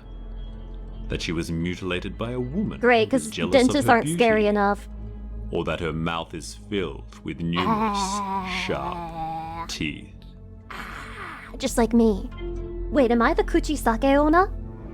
After her death, The woman returned as a vengeful spirit. Wait, she looks so cute with the mask on. Oh my god, As an Oshi! Onryo, she covers her mouth with a cloth mask, often specified as a surgical mask, or in some iterations, a Oshi-chan. hand fan or handkerchief. She also carries a sharp instrument with her. When did she debut? Which has been described as a knife, a machete. Does it really fucking matter? We get it, it's a blade. Scissors. She's said to ask potential victims if they think she is attractive. Wait, it's literally me. Chatty, do you think I'm pretty? If they answer no, she will kill them with her weapon. If they answer yes, she will reveal her mutilated mouth. Ooh, get trolled, Once get trolled, revealed, get trolled. She then repeats. Dude, she's literally one of those streamers who's like, and then she speaks, and you can tell that it's a guy cross-dressing. He's like, everything you liked was a lie. That's literally her, except with like violence and bloodshed. Her question with, even now? If the individual responds with no, or screams in fright, she will kill them with her weapon. Gasp. If they respond with yes, she will slice the corners of their mouth from ear to ear. I've actually to heard of this resemble story, her but it's been a own long time. Disfigurement. An individual pretty, can survive Shawty? an encounter with Kuchisake And if you say yes, I transform you into a VTuber. Onna by using one A fate of worse than several death. methods. In some versions of the legend, Kuchisake Onna will leave the potential victim alone if they answer yes to both of her questions. Other survival tactics include replying to Kuchisake Onna's question by describing her appearance as average, Mama, Dane. giving the individual enough time to run away. She's like so confused about that. Though in other versions, she will visit the individual's residence later that night and murder them in their sleep. When the author of the creepy story is getting mad that you're finding ways to get out of the power dynamic they created, so they're like, actually, so if you do that, then she comes to your house and she fucking kills you. It's like when you're playing on the playground with that one kid who has like the overpowered superpowers, and you're like, well, I beat you because I can fly, and he's like, well, actually, I can fly, and I can fly like 5 miles per hour faster than you can. So I was that kid. That explains a lot about you. Sightings of Kuchisake Onna still frequently occur to this day. So take care. So For take you care. never know. Ah, she's like, you, white woman on train. Am I Kire? When you might encounter My the destiny. slit-mouthed. My future. This is gonna happen to me. Literally me, by the way. Literally me, by the way. Unfucking believable. That's crazy. Okay. Now the question is. I want to watch all of the. Wait, we already watched this one. Okay. I want to watch all of these, but I want to watch. Okay, I want to end on this one, but let's watch another one as well. Which one do you guys want to watch, Chatty? And don't say Hungry Man. Okay, we're gonna have to save that for later because it's 30 fucking minutes long. Okay? All of the. Okay. Fuck. This one too. This one too. We're gonna have to save that for later. Which one should we watch? Windows Crunchyroll. How it feels to play tank. Yeah. Windows Slop. I bet you're the one who recommended it. I bet you're the one who recommended it. You know what? I'm seeing Tank. Let's watch Pint's new video. Lately, I've been having a bit of an identity crisis. See, I'm kind You of don't known say. for playing the mage character in every game I play. But lately, there's been a bit of a temptress whispering in my ear. A pull that I can no longer ignore. I'm a slut for tanking. I love it. It's like every game, from Final Fantasy to insert hero shooter here, to even Souls games, I keep avoiding this so I can do this. There's just something. Unrelatable, honestly. Unrelatable. Those of you calling this based, I do not relate to you, okay? You're playing tank because you like being able to take multiple hits without dying. I'm playing tank because I want to get through the instance as quickly as possible, and all the other tanks are too slow and bad at the job. Thing about getting We are punched not in the the same. face that really does it for me. So here's my take. Tanking is the most important role in games and in life. Now, Spoken like a true tank. Shut the fuck up. No, you're probably over there thinking something like, and that's a fair point. Tanking does have its problems. So let's start from the beginning, shall we? With a little something I like to call Chapter 1, Tankxiety. Even if you Tankxiety isn't real! Log off! Just log off, bro! don't play MMOs, you know what a raid is. Get a few DPS, some healers, and some tanks, and then dedicate 12 hours a week to killing a boss made out of pixels like it's a part-time job. And of course, group size can vary, from 8 players in a raid to up to... What are your thoughts about tanks as a former Final Fantasy XIV player? In Final Fantasy XIV, they are extremely overpowered to the point where you don't really need healers and 99% of content. 40. But no matter Actually, 100% of content if you're willing to put in the work. how big the group is, there's always got to be some intrepid son of a bitch to lead it. And that responsibility often falls upon the tanks. See, if a DPS doesn't understand a fight, they can typically be carried through it. But if a tank dies, shit starts falling apart pretty quick. This results in a teensy bit of crushing pressure to not only understand what's optimal for you, but to also understand what is optimal for each of your teammates. Hey! You moved the boss 2 seconds late. What the fuck is wrong with you? I'm sorry. Me when I'm the bad tank, and... Hi, Pie! Welcome in! I was making fun of your video, just now, because it's so, I was making fun of Tankxiety. I didn't know. I'm kind of new. Oh my god, no, I'm Oh my so god, sorry. I'm I didn't so know we had sorry. A fucking moron here. All right, everyone, let's kick him. The fear of this often gives new players a sort of... I didn't know we had a fucking moron here. Oh wow, I didn't know you don't know how to press fucking buttons. Is this your first video game, you dumb piece of shit? Tank anxiety. Oh! You might think that avoiding a class solely due to social fears might be a bit embarrassing, but worry not. Even someone as cool as me has fallen victim to it. I had Tankxiety at the very beginning, and then I played for longer than 2 weeks, and I realized that was stupid. I grew up.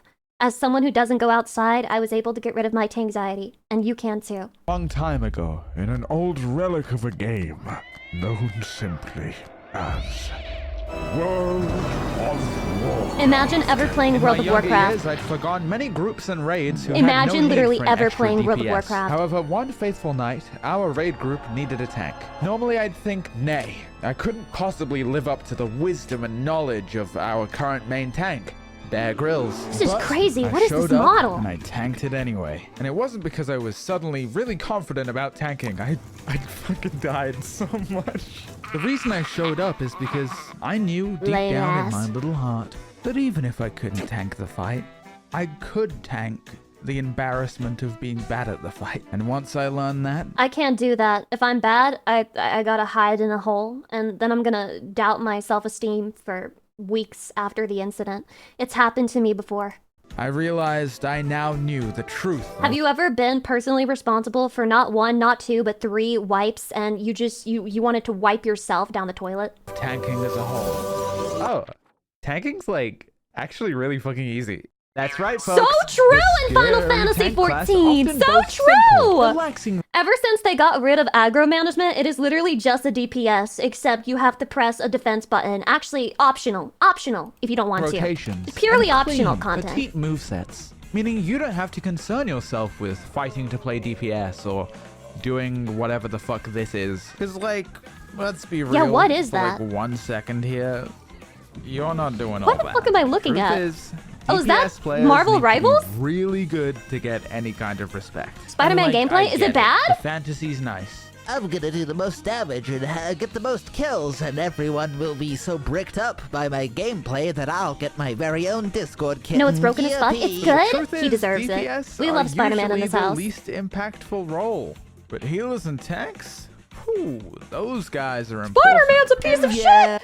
You know who you sound like? You sound like Venom. You sound like Venom. Oh, Spider-Man! Spider-Man! A good healer might get taken for granted. You sound like the What a Green good Goblin. tank. People respect a good tank. You sound like Because Dr. being Ock. A good tank means being a good leader. Leader. Hey Imagine guys, having a British What do you accent. call it when a YouTuber needs to pay their rent? Make rage bait video, thumbnail and title, and then also, you can, put a sponsor in it, and then waste people's time for 90 seconds. Okay, watch this. As I briefly mentioned, especially in MMOs, tanks are often the least played class on I any can't given believe team. Pint was here Even to in see it hero happen. shooters, they are statistically the least played role. This can give tanks a lot of main character energy, or as the haters might call it, a good. There are a lot of people who are super annoying about tanking, and they get really mad if you pull like a mob pack, and they'll be like, "You pull it, you tank it," and I can't stand those people. Good come. I don't know, I can't read. Because of this, you get to be extremely Pegmaster picky. tag is Good crise. evening, I can show you something even crazier. Madam, a party for you. Ew, no. Bring me a team with more, girls. And since My finding a tank girls. can be really hard, you'll discover that convincing people to join your Why is it when Pint says that she wants more fucking girls in their team, then I say it, I'm a sex pest? I'm a problem? Oh, cute, cool YouTuber, make cool YouTube video, good editing, oh, so fucking good. Meanwhile, when I do it, I'm a fucking sex pest, and I'm being misogynist. I don't... Fuck this Small world, groups man. can be quite No one easy. gets me. Hey, would you like to join my party? Would you like Out to of join the my question. party? I will never join one of your parties again. There will be a lot of fighting, though. Oh yeah, that's true. Yeah, it's true. There will be a lot of fighting. Exactly. Count me in then. Good. Good. Very good. Pint plushie available right now. Do you deny being a sex pest? Yes. If I were a sex pest, I would have been canceled already. Okay, think about that. I'm not a sex pest. I'm not canceled. I'm only a sex pest towards Chatty, and that's allowed. You can kill her. You can Oh my fucking kill god! her. It's a fucking pet her. You piece of shit. Lovingly. You Put it stole on a shelf, my put it in a ad. jar. I don't fucking care. I am original, by the way. I'm the only one who's thought of hitting my plushie to advertise it in a YouTube I see video. it, there's really two I kinds can't of believe I've been tanks. ripped off. The slightly more self-serving tanks who have their music so loud they can't hear their team. What the hell is this new fight? Comes, but damn if they ain't having a good time. Let's fucking go! Not the Undertale And music. the other kind of tanks, who are more of a fatherly guardian, cruising down the road in a Ford F-150. You get to pick the songs on the Jesse! radio, and even though you're just taking directions from your beautiful lesbian wife, everyone thinks you're the boss. But oh no, a mechanic that could potentially wipe the raid is in the middle of the road. You swerve out of the way, having used your agency to... My favorite thing is when you get surrounded by like one of the little tank mechanics and then you move out of the way, but other people don't trust you to move and like they're a little bit behind in the latency. And so they move in the same direction that you move and then they get absolutely ass blasted right in front of you. Avoid catastrophe, and you look over your shoulder to see your darling children playing with their toys in the back seat, blissfully unaware of the horrors you narrowly avoided. And this level of They'll agency never know. or It's not for them playmaking, to know. I think That's is not their why job. tanks have the most aura, leaping into the enemy team's backline to I just did that fight. It's the one where Luke Lamont screams Sphene like 100 times. Sphene!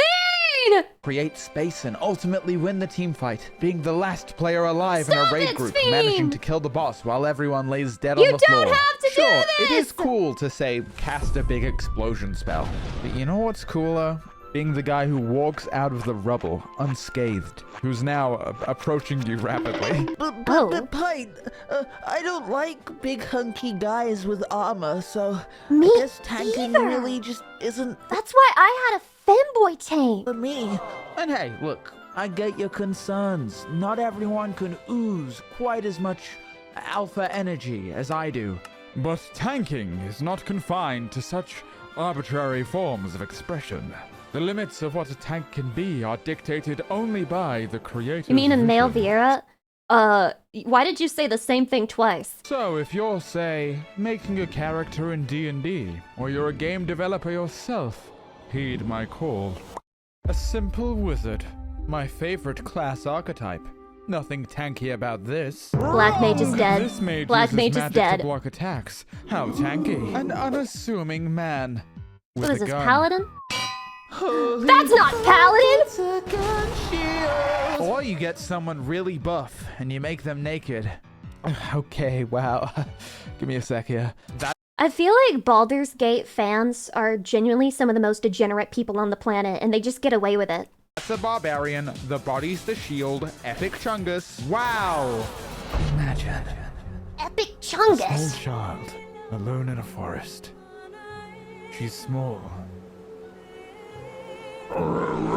Holy bitch, she has a fucking bear? Or some guy in armor that doesn't talk? Or some big fucking monster that protects her? Even though they're two characters, they count as one because they're inextricably linked? Can I get a fucking poggers in the chat, please? God, tanking's the best. Could you name a single circumstance where we don't come out on top? Chapter 3.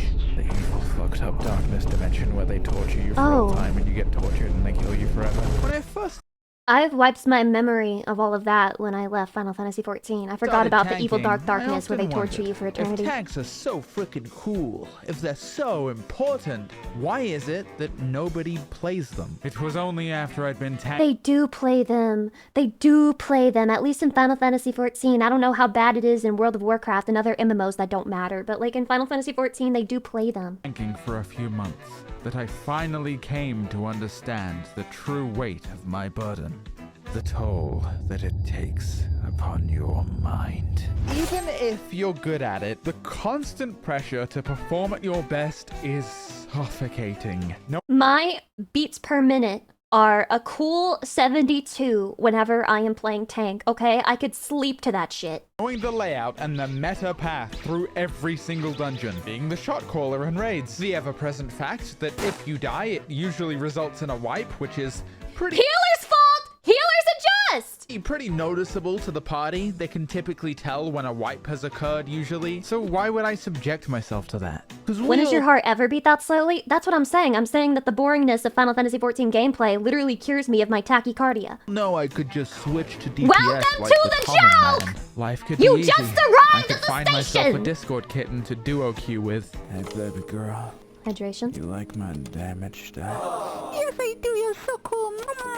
And yet you say no. I choose pressure. I choose YouTubers are weird, leadership. man. Why? It's because what I want goes far beyond computer screens or video games. I am in pursuit of the highest level of tanking. That's right! You're gonna learn the art of tanking your emotions! Oh, it's a little bit of an advanced tactic for me. Imagine with me for a moment, you and a dungeon full of random fuckers. Hey guys, I don't have know to we just imagine. pulled the boss, but I have to go AFK for a little bit. My cat is on fire. Oh, yeah, no. I have to go walk my goldfish. You're going too slow! I'm going to pull ahead! Oh, we got a feisty one here. Looks like I gotta keep up. Holy I know this is like a me mental illness, but I do just want to point it out and just put it out there that I have the type of autism that does not allow me to leave situations unless I'm literally gonna shit myself. So when people will just like randomly be like, I kinda gotta pee. I'm gonna BRB for 6 minutes in this dungeon. Like, this is so incomprehensible to me. If you're not literally pissing yourself or about to shit yourself, I don't understand people who are just casually like, yeah, let me waste 6 minutes of these people's time because I like vaguely need to pee. No, just lock in for 14 more fucking minutes and finish the dungeon. fucking shit. You're so fucking bad at this game. Fucking kill yourself. God, I fucking— Man, I love playing video. Pint. You can't just tell people to. You can't just tell people to. You just can't do that. You just can't do that. You can't do that. Games with my friends. Tanking forces you to put Why your not? You get pink canceled. tushy on the front lines for all to see. And unlike any other role in gaming, when It you wasn't learn me, it was to the plushie. Uh-huh. Surmount the tankxiety, Likely abandon story. your ego, survive the torture dimension that keeps killing you forever for 100,000 years. It'll start rubbing off on your soul without you even realizing it. And then, all of a sudden, your virtual abilities to endure hardship stop being so virtual. Oh, hey, boss man, you want me to fight? Are you implying that this is like Dark Souls? When people say that Dark Souls allows them to deal with life better because if they can overcome a challenge like that, they can overcome any kind of challenge in life. File my taxes and take half my income? Sounds pretty stressful, but I know I can handle it because I tanked an Overwatch game. So tanking enables you to accept Gotta abuse. go. Thank you for stream today. I love and appreciate you so very much. I've got your Thank 6 you for covered, being and I'll here. be here vigilant by your side. Stay strong, my love. You are incredible, my darling wife. Lucy P. Blow kiss, Lucy P. Head pats, Lucy P. Heart. I love you, Chatty. Well, Last night, and Start the the guy video. told me to kill myself. It's taken me what's felt like 10,000 hours. you know what? You know what? I've never been told to keep myself safe except on image boards. Of tanking to I learn. find that It's not about glory. It's a not W about in this winning day and every age. time. It's about how hard you can get hit and keep moving forward. Because that is how winning is done. And yet, there is many a day where my belief runs fickle, where my mind is stricken with doubt and melancholy. I get it every other And match no in matter Rivals. how- I've avoided so much bullshit by not playing PvP games. How much I try to muster the strength, I am simply afraid. For our Many lives such cases. are filled with moments of quiet terror that constantly demand our endurance. From the long months I spend on a project, to the nights I spend scrolling This through editing slop, is when crazy. machines ravage the very concept of art, to the generation that yearns only for this a a place chapter to call from home, Man's Search for whilst Meaning? on the brink of destitution. Or, God forbid, I have the pleasure of having a bit of an identity crisis in front of thousands of people. And I have to come out to them all, simultaneously, about who I am. Gay? And in my darkest hours, I catch myself thinking, I can't do this. But you know what happens? Every single time? Dude, Pint is woke. It's I so do over. I can't believe I Pint tank has the woke mind virus. It's For so all of the fucking good over. that is still yet to come. SMH. SMH. Shake Hello. my I hope head, you my enjoyed head. The video. Not gonna lie to you guys, this year's been a little rough, and it's Been a been little getting rough? kind of hard to keep doing YouTube full time. If you like what I make, please consider. Doing YouTube full time is the mind killer. Don't do it. Don't do it. I mean, don't do like me and stop making videos out of depression and fear, but like, don't do it. Okay? Just be Twitch pilled. I promise it's fine. Okay? I promise it's fine. I got Shaddy here with me. That's all I need, man. That's all I need. That's all I'll ever need. Third ad, their dad. Sometimes people need money. Hydration. Goddamn. By the way, I'm owed my own ads, so by the way, gamer subs, code Lucy, you get 10% off and you get to fill yourself with caffeine, which is not bad for you at all, and it's definitely safe to ingest as much caffeine as you want, and you won't die, and you won't have heart issues, and it's completely safe. Everybody does it. You don't want to be left out, do you? You don't want to be left out, do you? Come on, consume the caffeine! Good video, Pint. Good video. As is per usual. As is expected. And I'll expect another good video on my desk within the next month, or there will be consequences, so help me God. Okay, we're going to finish off with this one. Squee, thank you for the 23 months, I appreciate it, blah blah blah blah blah blah blah. Why did I think that said Mike Incel Animation? I thought that was a crazy name. Missing Halloween. Is this gonna make me sad? I feel like this is gonna make me sad. The animation is so cute. Oh my god. Oh my god.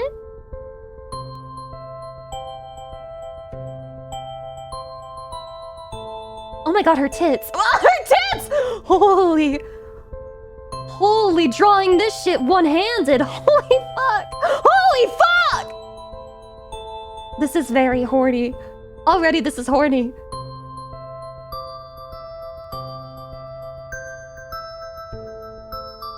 Ah, so cute. The mom with the nice tits. And the nice legs. Oh my god. Oh. We're out for groceries. Go ahead and play with your friends. We'll be back soon. Naruhodo. Okay, I have friends to play with. In Lucy's mind, there's gooning everywhere for those with the eyes to see. In my mind? If there's gooning to be had, you take it. Nobody gives us the right. We take it. They locked him out. Oh my god, he doesn't have a key to his own house. Why does he look like that?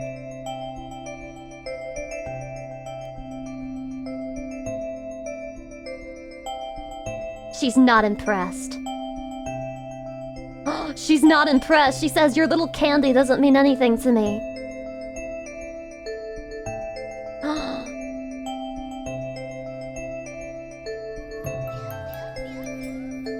No means no, lil bro, go home. If he listened to this fucking moderator's comment, there would be no video. The video ends there.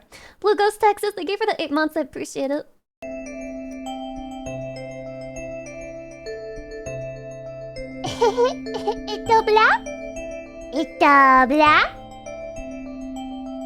So cute. You found me? Aww! Aww! Please don't. Please nothing terrible happen. Forget Dentist, I'm delicious.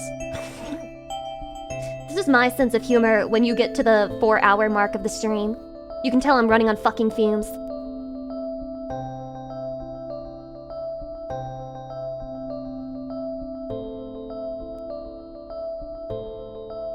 He's the class clown. He glomped her, XD. Does she have a hat that says liar? What the hell is she supposed to be?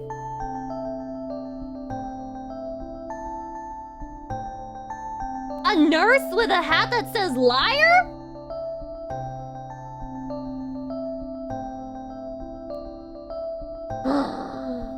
The popular kids don't like them.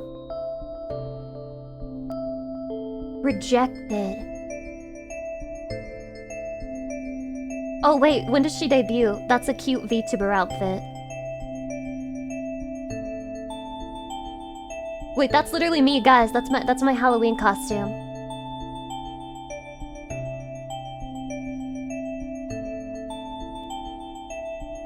Oh my god, it's a party!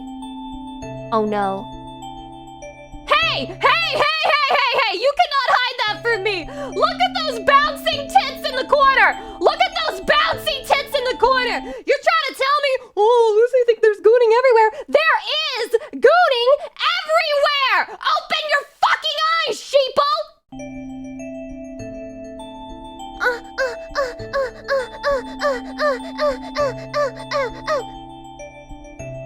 You know they went into that party. This is like an awakening moment. Not the male VTuber.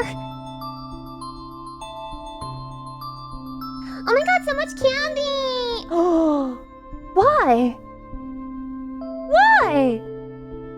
Why? Oh my god, prediction. Is she dead? Is she not real? Oh my god.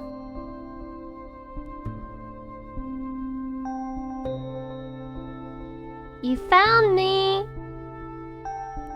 Bro, don't spoil it. It's my prediction. I'm spoiling for my... This is my first time watching this, mother trucker! Aggie, thank you for the 19 months. I appreciate it. Happy 19 wife. We all love you, Lucy. I appreciate it. Heart.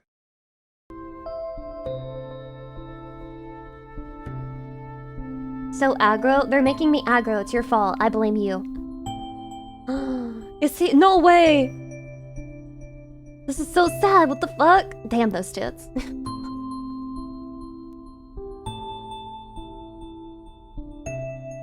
A little bit schizophrenic, perhaps. The diagnosis, schizophrenia! Ah! The schizophrenia diagnosis! Imaginary friend. Schizophrenia. Wow, that's a nice word for it. She's real to me, Mom! She's real to me and her name is Lucy Pyre!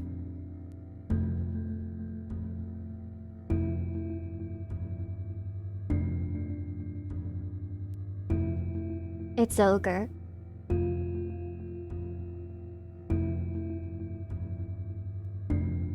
This is so mean. Why not just let them keep the imaginary friend?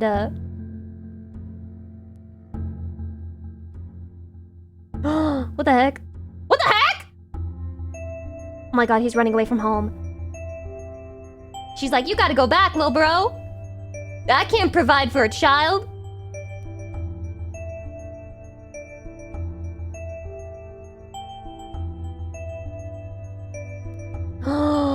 No! No!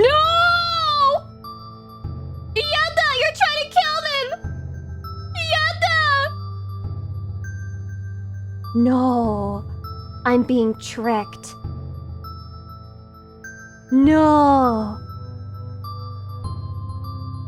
Yada! It's so over. It's never been more fucking over. It's never been more over. And let this be a lesson. You should just let your children be schizophrenic. It's not hurting anybody.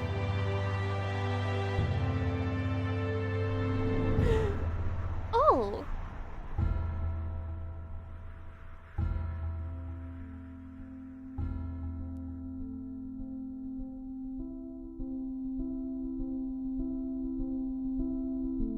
Psychotic. Oh, Neo.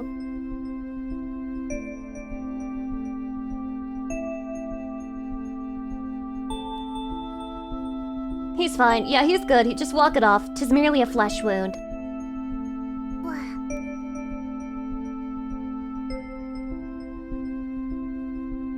Why is his imaginary friend such a dick? They wanted to be together forever.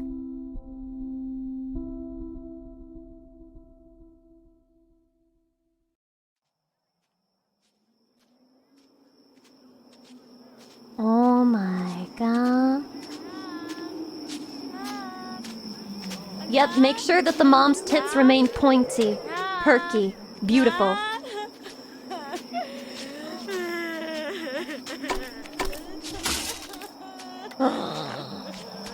Oh god! Oh god!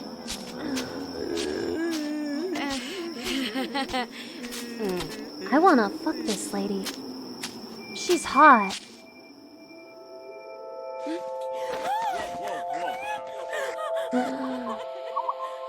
Oh no.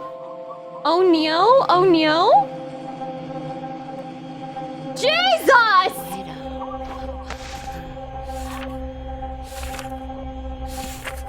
Oh my god! That's so spooky. Oh, I got chills. I got my skin is like, I literally have goosebumps.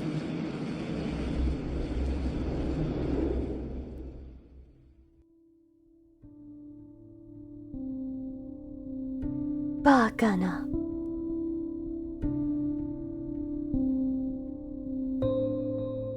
Wow. That was fucking creepy, dude. And kinda cute, but in a creepy way. And I'm really enthused by the sexy women and the big bouncy tits. I'll never forget that. Wow, that was peak. That is peak content. This is soul. This is animation with soul, okay? The biggest, I've never seen better. Genuine. Okay, I don't know, maybe I have seen better, but like, it was really good! Oh my god! Oh my god. I mean, it's Mike and Nell. Of course you got that. Wait, I've never seen this guy's stuff before, I think. I don't think I've ever seen it before, Chatty. Maybe. I don't think so. I remember a really old video that had like a girl and a guy on opposite sides of each other in a glass that was animated, but I can't remember, like, it kind of reminds me of this style, but I feel like it's not the same guy. I feel like it's not the same guy, but it does remind me of that. I think this is a not safe for work artist. You don't say! You don't say! Really? What gave it away? Was it the bouncing tits? Was it the perky breasts on the mother? Was it the perky breasts on the police officer? What made you realize that this artist dabbles a little bit in porn on the side? What was the final giveaway of the reality of the situation that you found yourself in? What was it? What was the kicker? Aggie, thank you for the 19 months. Blue Ghost Texas, thank you for the 8 months, I think. Okay. And also, Magma Master, joke's on you, my children are the schizophrenic hallucination. That's okay. Whatever gets you through the day, bro. Whatever gets you through the day. I'm not a judger. I don't judge people. I respect people. I'm a respecter of all those who surround me. I love respecting my community and just being surrounded by joy and love and respect at all times of the day. Respect is what makes us human, man. Respect is what brings us together. Japan is all about the respect, bro. It's all about the respect. Who the fuck should I raid? Let's see. I'll raid Rosudi. She's playing Cult of the Lamb. Seems interesting. That's pretty Halloween-pilled. We'll drop in there, say hello. We're not gonna put our cocks on the table. Chatty has already put their cock on the table for me!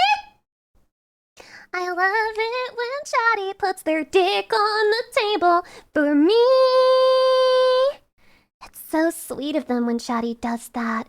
It's so sweet. Tomorrow is the Patreon watch-along movie date. We're going to be watching Event Horizon. Apparently, that is what everybody has voted for. So if you're on Patreon, I will see you tomorrow. Next week, I will be trying to stream more.